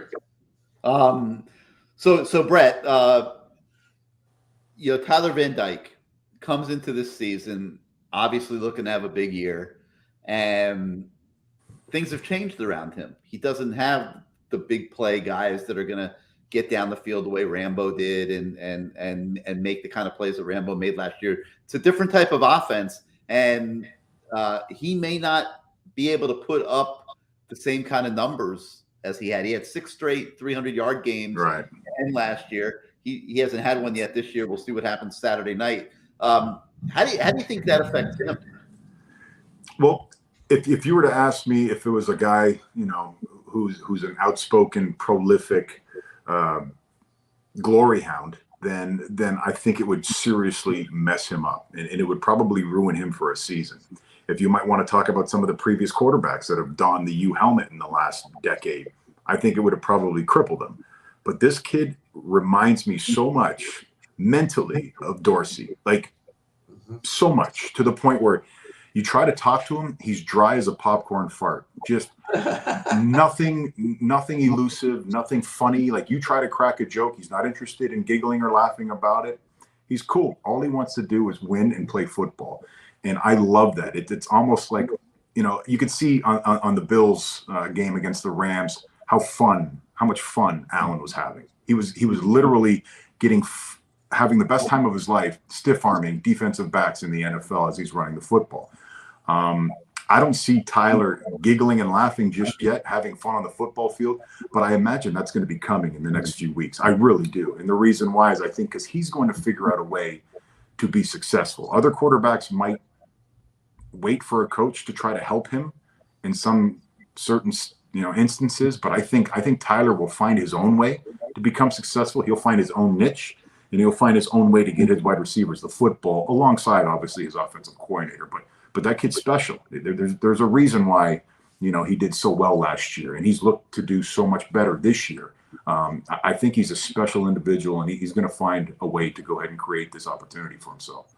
And all he wants to do is win. So if his stats are 15 for 31, but they win, he may be upset with himself, but he's going to be jumping up and down in that locker room. Absolutely. He cares about winning. And the winning is really going to take care of where he may go next year because Of they course. realize how damn good this kid is. Absolutely. I'm obviously coming from the 2001, 2002 team. Yeah, there was a lot of guys that were pretty freaking amazing. But the accolades and all of the national attention and the individual awards were almost laughable for us. Like, it was like we didn't even really pay attention to any of that, to be honest with you. We just knew that one day, you know, I was with Dorsey with the ESPN Maxwell Outland Trophy Award thing, and then it was like a Remington thing, and then you had, you know, Ed Reed going to do his thing, and it was just the amount of awards. It almost got boring after a while, to be perfectly honest with you, that there were so many awards handed out to guys, and we couldn't care less. Half the time we were looking up the award saying, what's this award for? Like, I've never even heard of this award before. So when a guy does that, and you can hear it in the way that he answers his questions too on media day about, you know, when they're trying to create some kind of individual answer out of Tyler, it's always a collective, you know, team this and we that. So you'll never hear me or I really out of his mouth. He'll always circle back and make sure it's about the team. Yeah. What have your initial thoughts been on Alex Mirabal, watching him coach offensive line? He's one of the more unique characters I've seen in my time at the U, but he's so effective from what I can certainly gather. Your thoughts? Yeah, it's funny. It wasn't Mario Cristobal's camp that he had. It's not called Paradise Camp, but Legends. It wasn't at Legends Camp. It was at something else that we did. And I went ahead and I asked Alex about a certain technique that he was teaching the kids, because I was like, what the hell is that technique? I've never even seen that before. And then within 35 seconds, instead of giving me some BS answer, he hit like 9 points of the reason why he's teaching that. And at that point in time, like, you know, you have a former NFL guy coming up and trying to question a head coach, and you might figure like he might be rattled, or not a head coach, but a position coach. You figured he might be rattled, like all of them in the past were. You know, you go all the way down the line on all the offensive line coaches that became very apprehensive about responding to any questions either myself, McKinney, Joaquin had of why they were doing certain things in there. And, you know, the walls get built up, and then now you're no longer allowed to go back over there.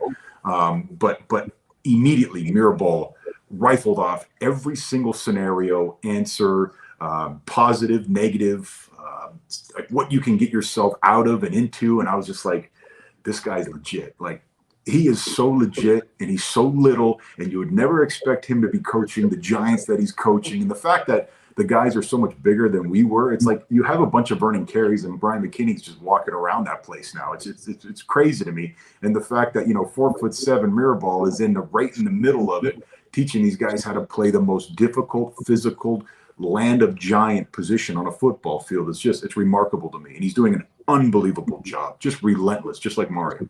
Wait another year or two. They are recruiting on the offensive line like there's no tomorrow, man. I know. And obviously, that's what's going to win them champions. You saw what happened with the Dallas Cowboys when they figured that out after a few years of first-round draft picks. You know, they almost became unbeatable. And I think they believe in what they're doing. And I love the fact that they're going all over the place to get them, too. It's not one of those paper champs that, you know, that you'll get from some kind of writer down here that's getting influential tweets and Instagram account stuff that's going to be helping somebody get on a football program on a scholarship. It's like guys that are coming from Polynesia and Oregon and Portland, that whole area. Like, yeah, it's freaking awesome. And Mario Cristobal, once again, man, like recruiter of the year, you know, just relentless.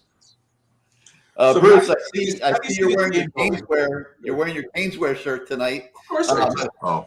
I was talking to Brett over at Caneswear earlier today, and he says business is unbelievable over there. You know, Brett, you know, when you look at the excitement, you know, that we're seeing around the program right now. I mean, if they're able to beat Texas A&M Saturday night, I think we're going to see it go to a whole nother level.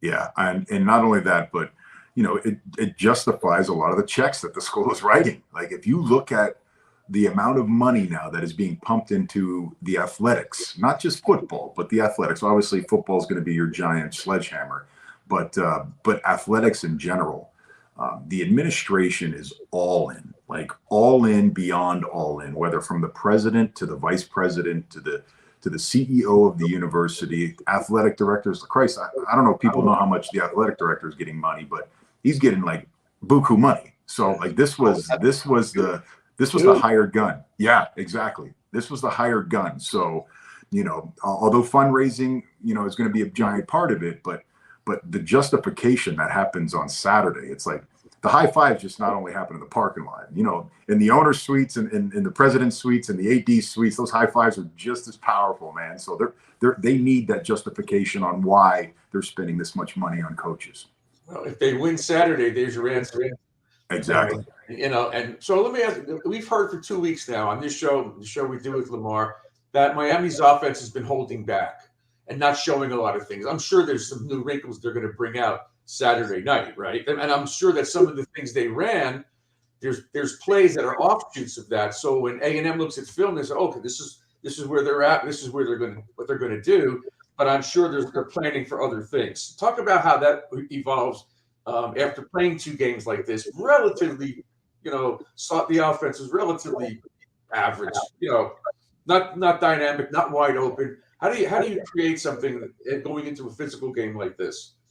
If I could equate it, it's almost like it might be like the NFL preseason, but it would be more along the lines of game 2 and 3 on what used to be a 4-game, NFL preseason, where the starters are in there getting their work in, making sure what the coaches are teaching them is getting through their blockheads.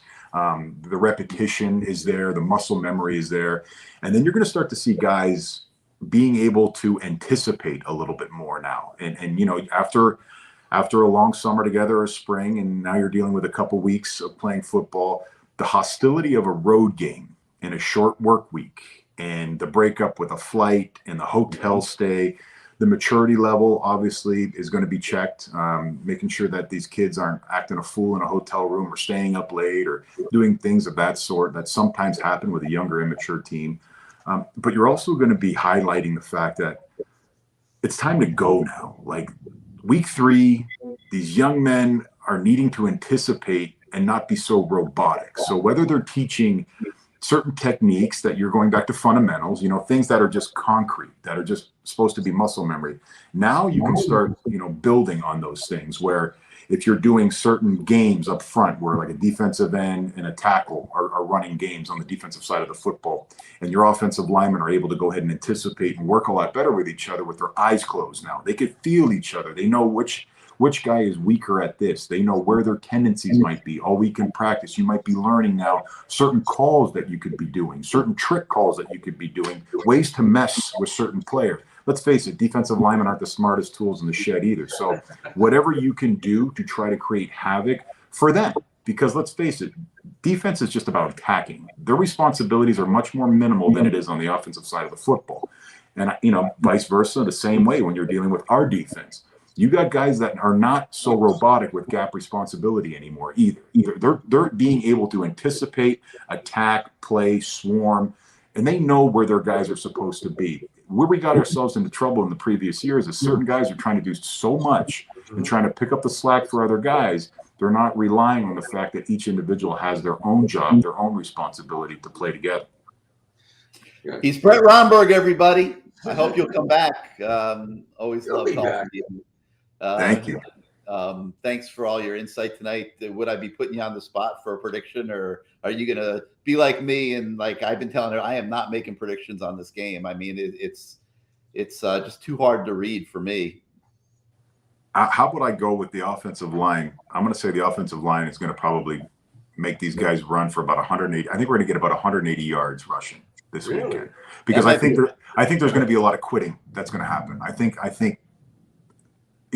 Hopefully God, not on our end. I think on their end, we'll break their back. I think we're going to break their back, to be honest with you, especially if it's the relentless 2 bodies on 1 up front. If they don't want to change their defensive scheme, it'll be a long day for them. And we're very well conditioned. Everybody knows that lives down here in South Florida. It's been damn hot. It's been unbelievably hot.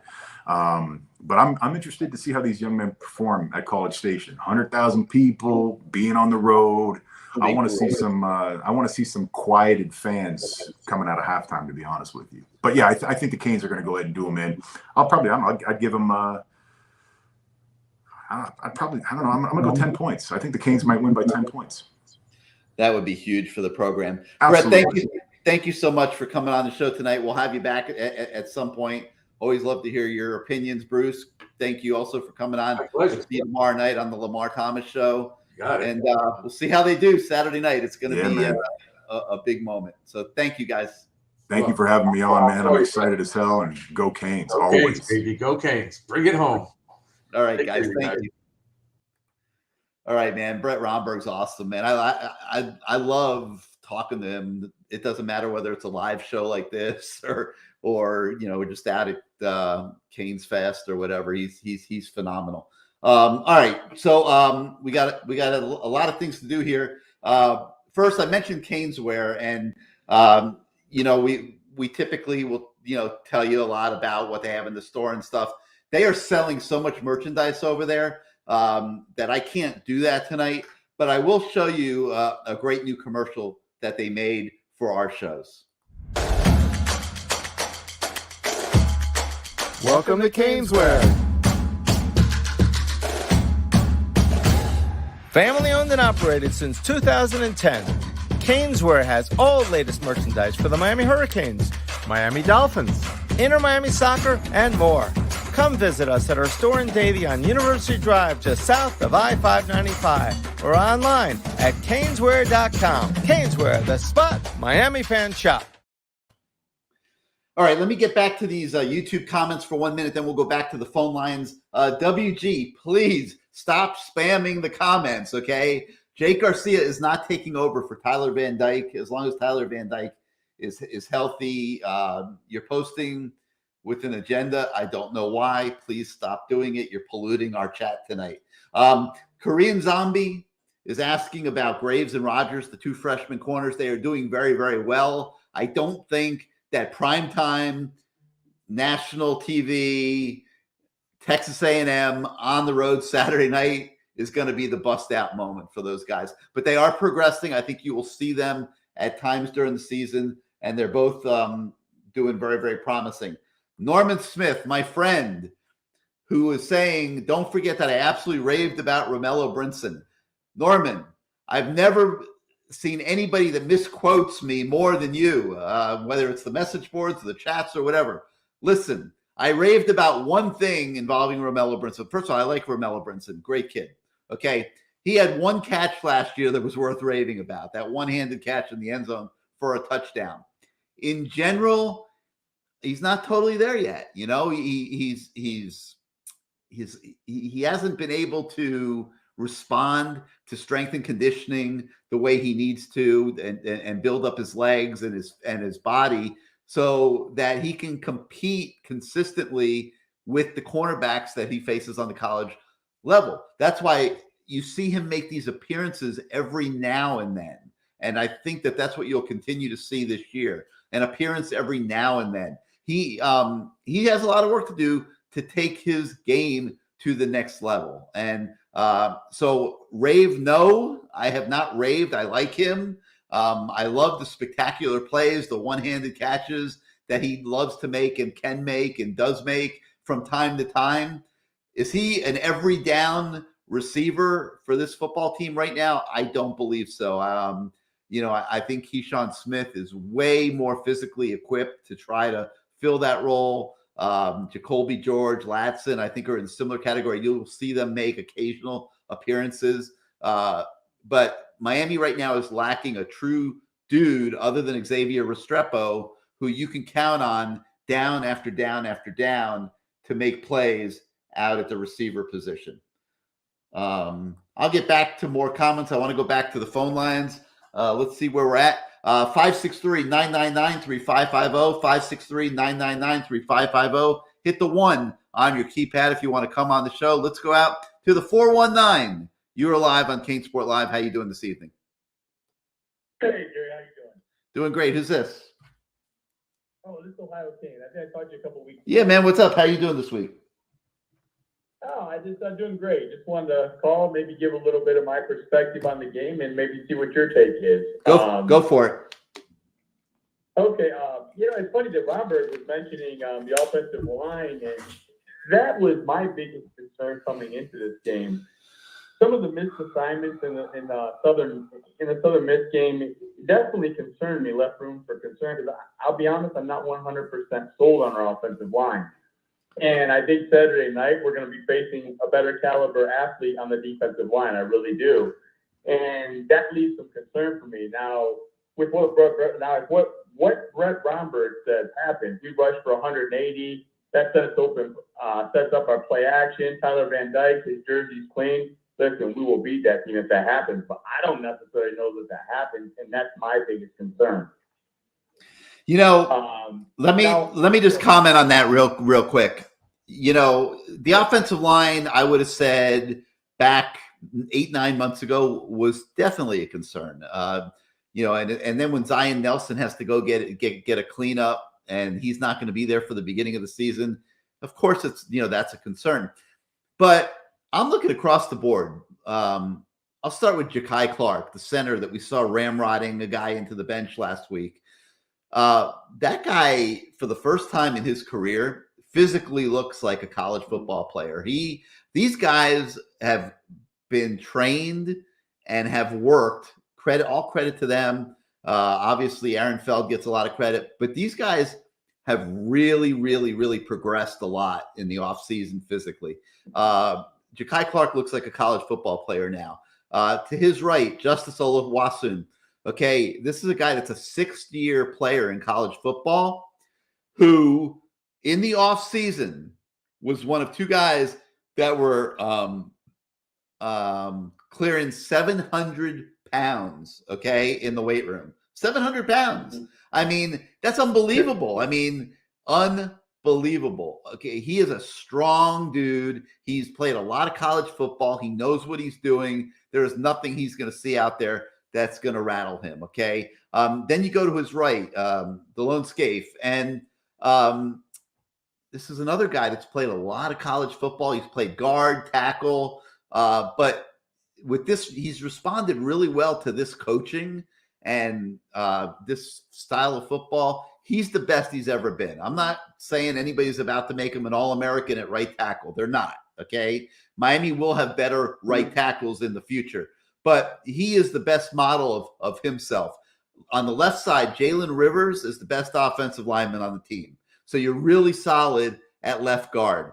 And then at left tackle, you got Zion now coming back from his injury. They worked him in a little bit last week. John Campbell has responded. Is John Campbell built for this game Saturday night? Maybe, maybe not. He's made a lot of progress in the offseason. I think you'll see him and Zion splitting reps. But to do what Brett Romberg was just saying that he thinks they are going to do Saturday night, 7, 8, 9 months ago, I would have said, come on, man, you're crazy, Brett. You know, you're tripping.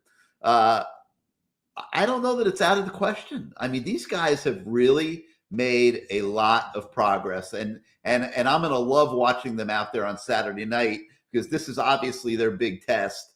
And I agree with Brett. Mario is going to want to stampede this team. He is going to want, because that's how you win on the road. You do it with physicality. You run the football. You could try to do it with a 400-yard passing game, but that's not going to work the majority of the time. No, I agree, and but I do. If this offensive line performs the ability where you think they can, and Brett, listen, it's a wrap. Like, that's my biggest concern. It really is, and I'll tell you why. And I'm looking at our quarterback is light years ahead of Haynes King. TBD is light years. When I see Haynes King, and I watch him, they have some nice young talent on the outside, without a doubt. Evan Stewart's a great ball player.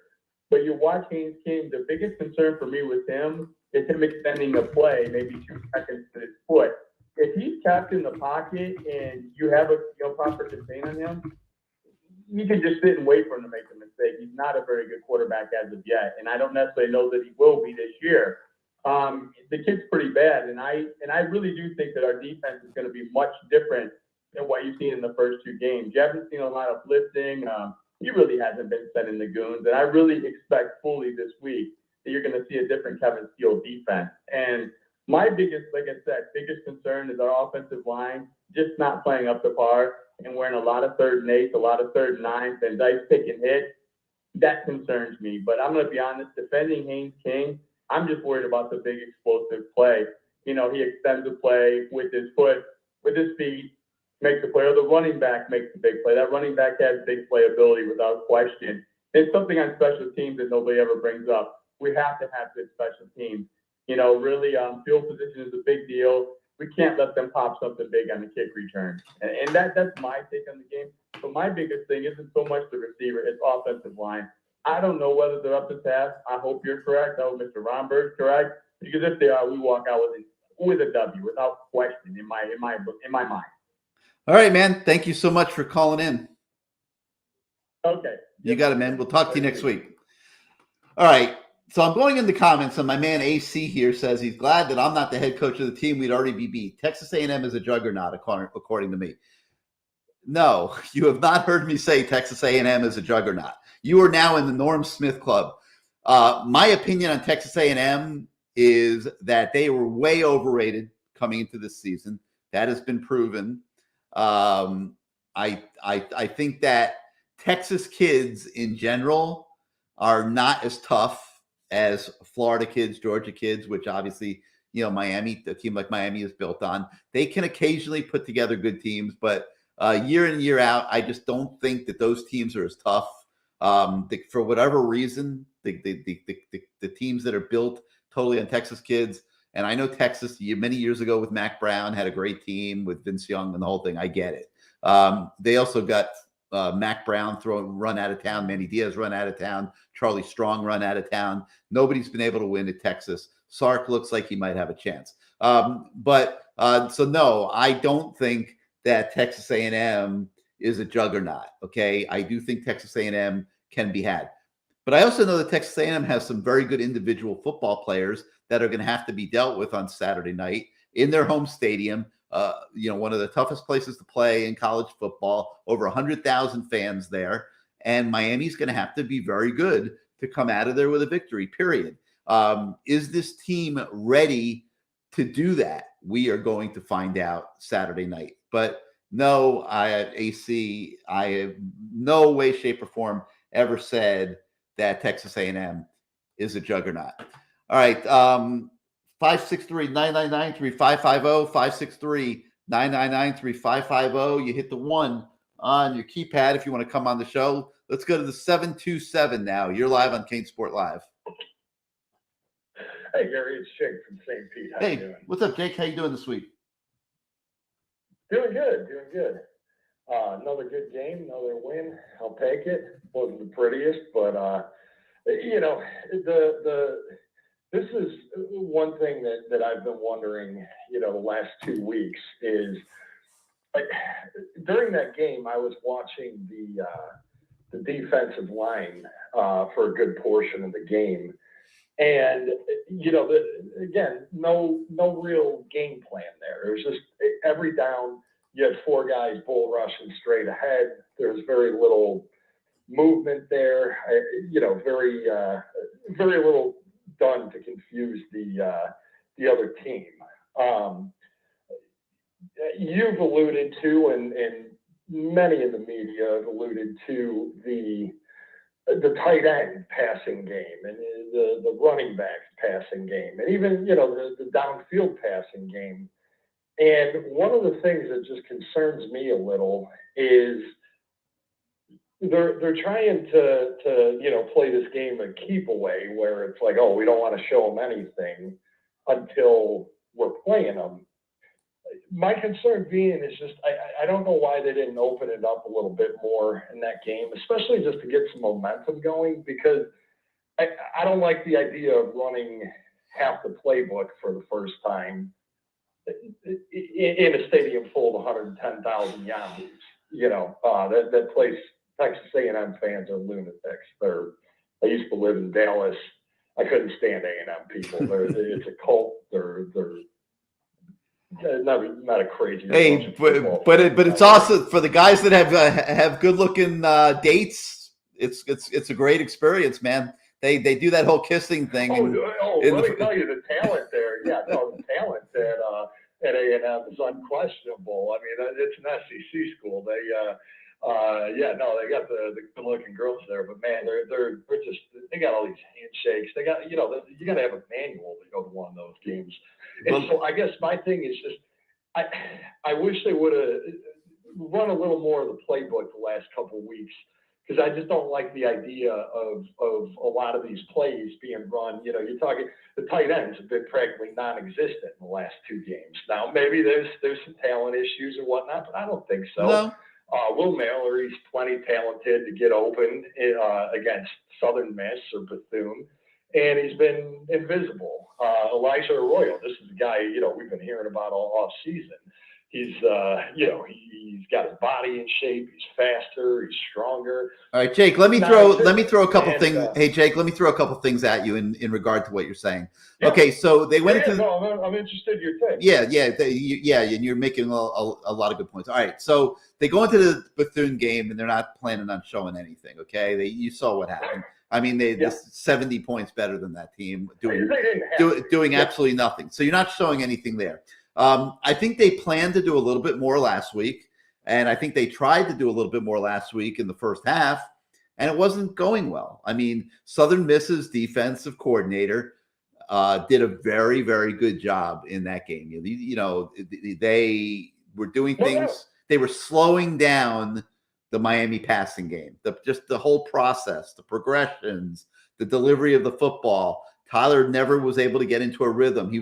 And then they were finding ways to harass him up front. The offensive line was not performing at the level that it's going to certainly need to perform at this week. It was ugly. I was there. Right. So I think that's why you have the feeling that you have. Now, that said, Mallory was coming off injury. Okay. They weren't looking to overuse Mallory. They weren't looking to overexpose Mallory. They need Mallory for the duration here. Arroyo has been getting a lot of reps. But they never got Arroyo involved. Not as much. No, I think he a couple catches so far this season. I think that you are going to see the tight ends bust out this Saturday night. That's what I think. I think you're going to see a lot of Will Mallory. I think you're going to see Arroyo get involved in various ways.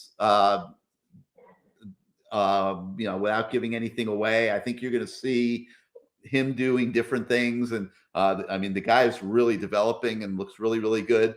I think you're going to see a lot more starting this Saturday than what you've seen so far. And Jake, I'm going to wager a bet right now. If you call in a week from tonight, your opinion is going to be totally different. Well, here's my biggest concern is just I don't like the idea of running all this stuff and giving all these looks in front of that crowd, 100,000 people. I mean, it is a raucous stadium. There's few other stadiums quite like that, and if they get a little momentum, I just think it's going to be very hard to break that momentum, especially when you're running stuff that you've only practiced on Green Tree, that you've never actually done in a game. And especially with this being a new offense. And to me, I see it this way. To me, I think the result, I'm not going to make a prediction, but I think it's going to be a blowout one way or the other. I think it's going to be a 14-plus point win from either team. Man, if Miami pulls that off, they'll be shutting down that program over there, man. They will go insane in College Station. Well, to me, that's like, I mean, this game, talk about being nervous, because I just think this game is the difference between a 2-year rebuild and a 4-year rebuild. Because I think, look at how many recruits are going to be in that recruiting section. If we can shut that down, I mean, you got 4 top Miami receivers, the position we need so desperately.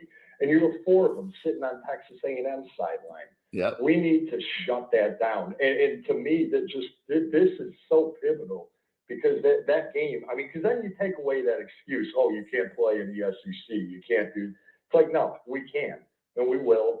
And quit it with the excuses. You coming home or not? You know, it's just, to me, that's why this game is just so crucial. I think it's going to be a blowout on Miami's end, because I just don't think this offense has any talent on it. They got, this whole team is built on their last 2 recruiting classes, and That's all great and good, but you don't win anything with freshmen and sophomores. Yeah. They lost a lot of junior and senior talent last year, and I'm sorry, there's no such thing as a team that wins anything with freshmen and sophomores. There just isn't. All right, Jake. So, hey, man, thank you so much for calling in. Thanks, Give us a call Yeah, next week. I want to see if your opinion's changed. We'll do. All right, I hope Jake. it's a Miami blowout. You got it, man. Thank you as always for being part of the show. Let's go to the 706. You're live on CaneSport Live. Good evening, Gary. This is Sebastian. How are you tonight? What's up, my man? How you been?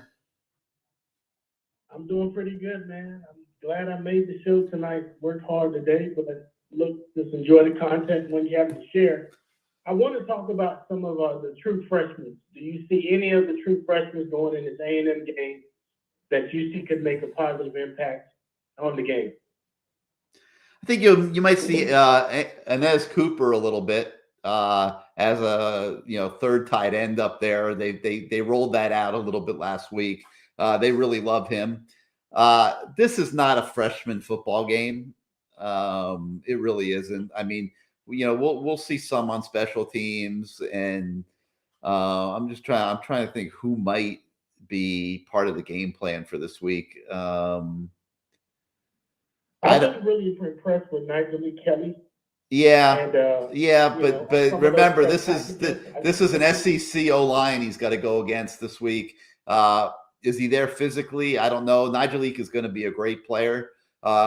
Give him a year in the strength and conditioning program. By next fall, he should be a beast. I don't know. You might see him some tomorrow night. I don't know that you'll see a lot of him. I think it makes more sense to play Messidor, Harvey, Magude. That just to me makes a lot more sense than throwing Nigel Kelly out there. Gary, what's your impression of the wide receiver from Tennessee, Isaiah Horton? I know he was suspended for a game or two, but what's your impression of him, knowing that we really haven't gotten a playmaker at the wide receiver position? I'm just wondering if you've seen him practice. What are your thoughts? He's looked okay to me. I mean, I would put him in the same category as all of them. I don't think he's coming in and taking over the program, but I think he's in the same category as all those guys. They're all decent athletes, decent players. Can any of them bust out and be a dude? Okay, that's the question I have. Can any of them bust out and be a dude? I think Nathaniel Ray Joseph is going to come into this program next year, and I'm expecting him to very quickly bust out and be a dude. I don't know that these other guys are going to be able to do that. I mean, I hope one or two of them can. I just haven't seen it yet. Okay. But he's done fine. Horton's done fine, though. He's done fine. He's a freshman. I mean, he hasn't looked out of place out there. Let's put it that way. Okay. It's all about, are we getting the right talent into the program? So if that's what you have to say about him, I think that's positive, and I'll take that. As I went into the season, there was one player. But wait, let me say this, though, just to circle back, Sebastian, based off of what you just said. I'll agree with you on that, but moving forward, I'm not sure that they won't be shooting higher at the receiver position. I mean, I think that they are shooting higher than that now, than the level of guys. And I'm not trying to disrespect anybody, and I certainly don't want to be said that I'm bashing anybody or whatever. I mean, it's no secret that the level of talent in this program needs to be upgraded. I mean, look at the senior class from last year. None of them. One guy made the National Football League, John Ford. Who would have ever thought that he would be the one guy? But the level of talent in this program needs to be elevated, and I think that Mario Cristobal is committed to doing that. And I think going forward, you're going to see them want to recruit a higher level of player. Okay. I like that. I just hope we can keep our coaching staff in place. So when we recruit those athletes, we already have some in the program, and we're not having to change systems and stuff like that. As I went into the season, there was one player that I really thought this game would have been ideal for, and that was Trevante Citizen. And it was unfortunate that he got banged up and he's out gone for the season. But to me, he looks like a typical SEC power back that really can like control a game when it's needed, especially in the fourth quarter. And then I just thought it was unfortunate that we lost him. Do you think we have anything like that on the roster that you think will make a difference in this game? I think Thad Franklin is a less explosive type of guy like that. You know, a bigger back who can play physical. You know, he just doesn't have the breakaway speed. But he's been, you know, Thad Franklin's a guy that's been maximizing his ability, I think. I mean, he's making a contribution. I mean, going into fall camp, you probably would have looked at him as the number 5 running back, and he's making a contribution. I looked at him as the guy that was on transfer. Yeah, I agree. I did too. I think you got to give him a lot of credit. You know, he hung in there. He didn't quit. He got, you know, a couple guys in front of him got hurt, and now he's getting a chance to be the number 3 guy. And they need him because Knighton is coming back from injury, and he's getting a chance to play. And against the level of competition that they have gone against, he has done a very good job. You know, we'll see what happens Saturday night. A lot will depend on the style of game, I think, how much he gets in there. But you can give that guy nothing but credit. Yeah. Yeah. I love seeing kids make the most of their opportunities because, I mean, you got to make your shot when you get it, you know, and take it. This is my last question. When I look at the team moving forward, one of the things that I don't really know which direction we're going in, and that's recruiting on the defensive line, especially the defensive tackle position. I know Mario is really determined to make sure physicality is part of our identity, but I don't see that showing up on the recruiting end. What can you tell me? Am I misreading something? You absolutely are. How about Daryl? How about Jackson? I mean, Jackson's a guy that still has 3 years ahead of him, who's a very good prospect moving forward.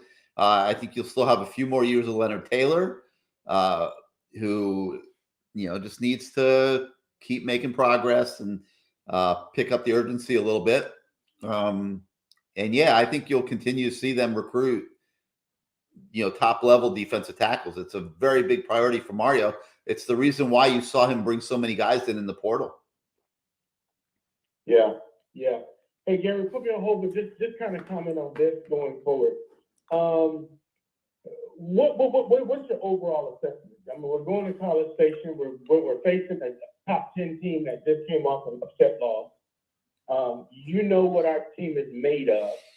Are you expecting us to at least be able to hang off the field?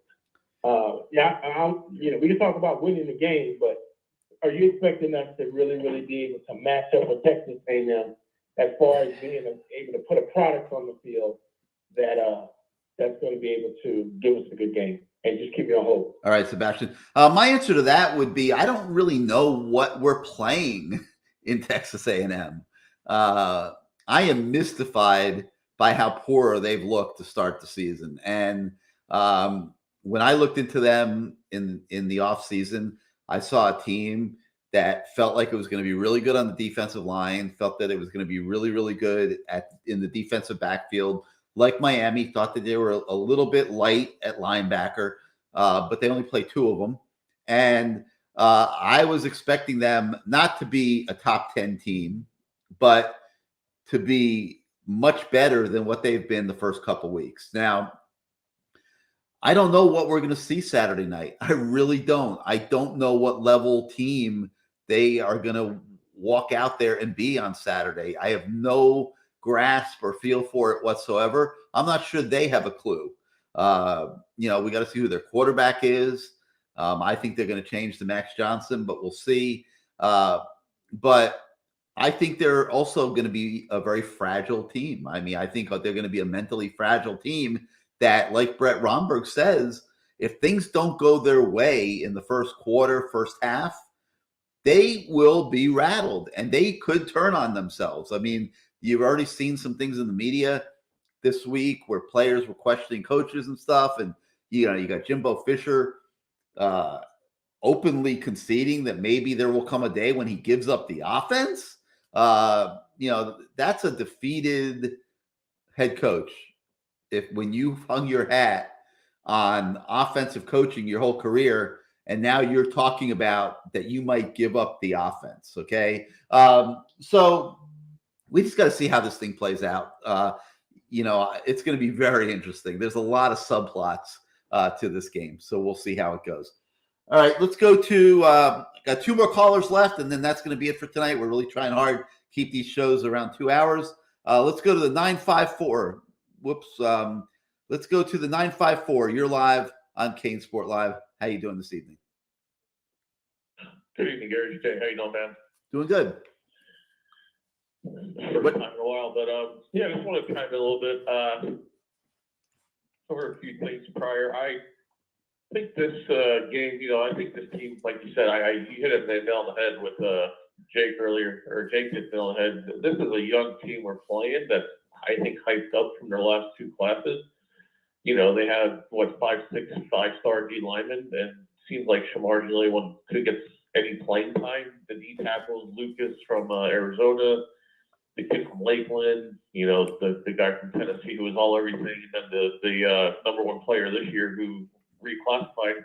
Obviously, they aren't ready. You're not going to play D tackle 40 snaps a game in big time competition. So this team can be had. They have 2 big weapons on offense: the Shane Flies and Evan Stewart, the number 1 receiver list past year, obviously, but they can't give him the ball. And if you can game plan around those guys, and our defense comes to play, and that's what I think Mario's going to hang his hat on.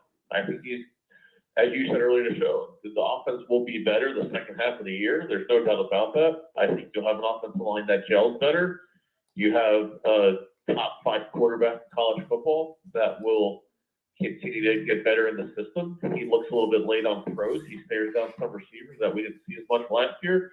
So that's a comfort level. But, you've got to trust what you have in the guy. He's a proven commodity, in my opinion.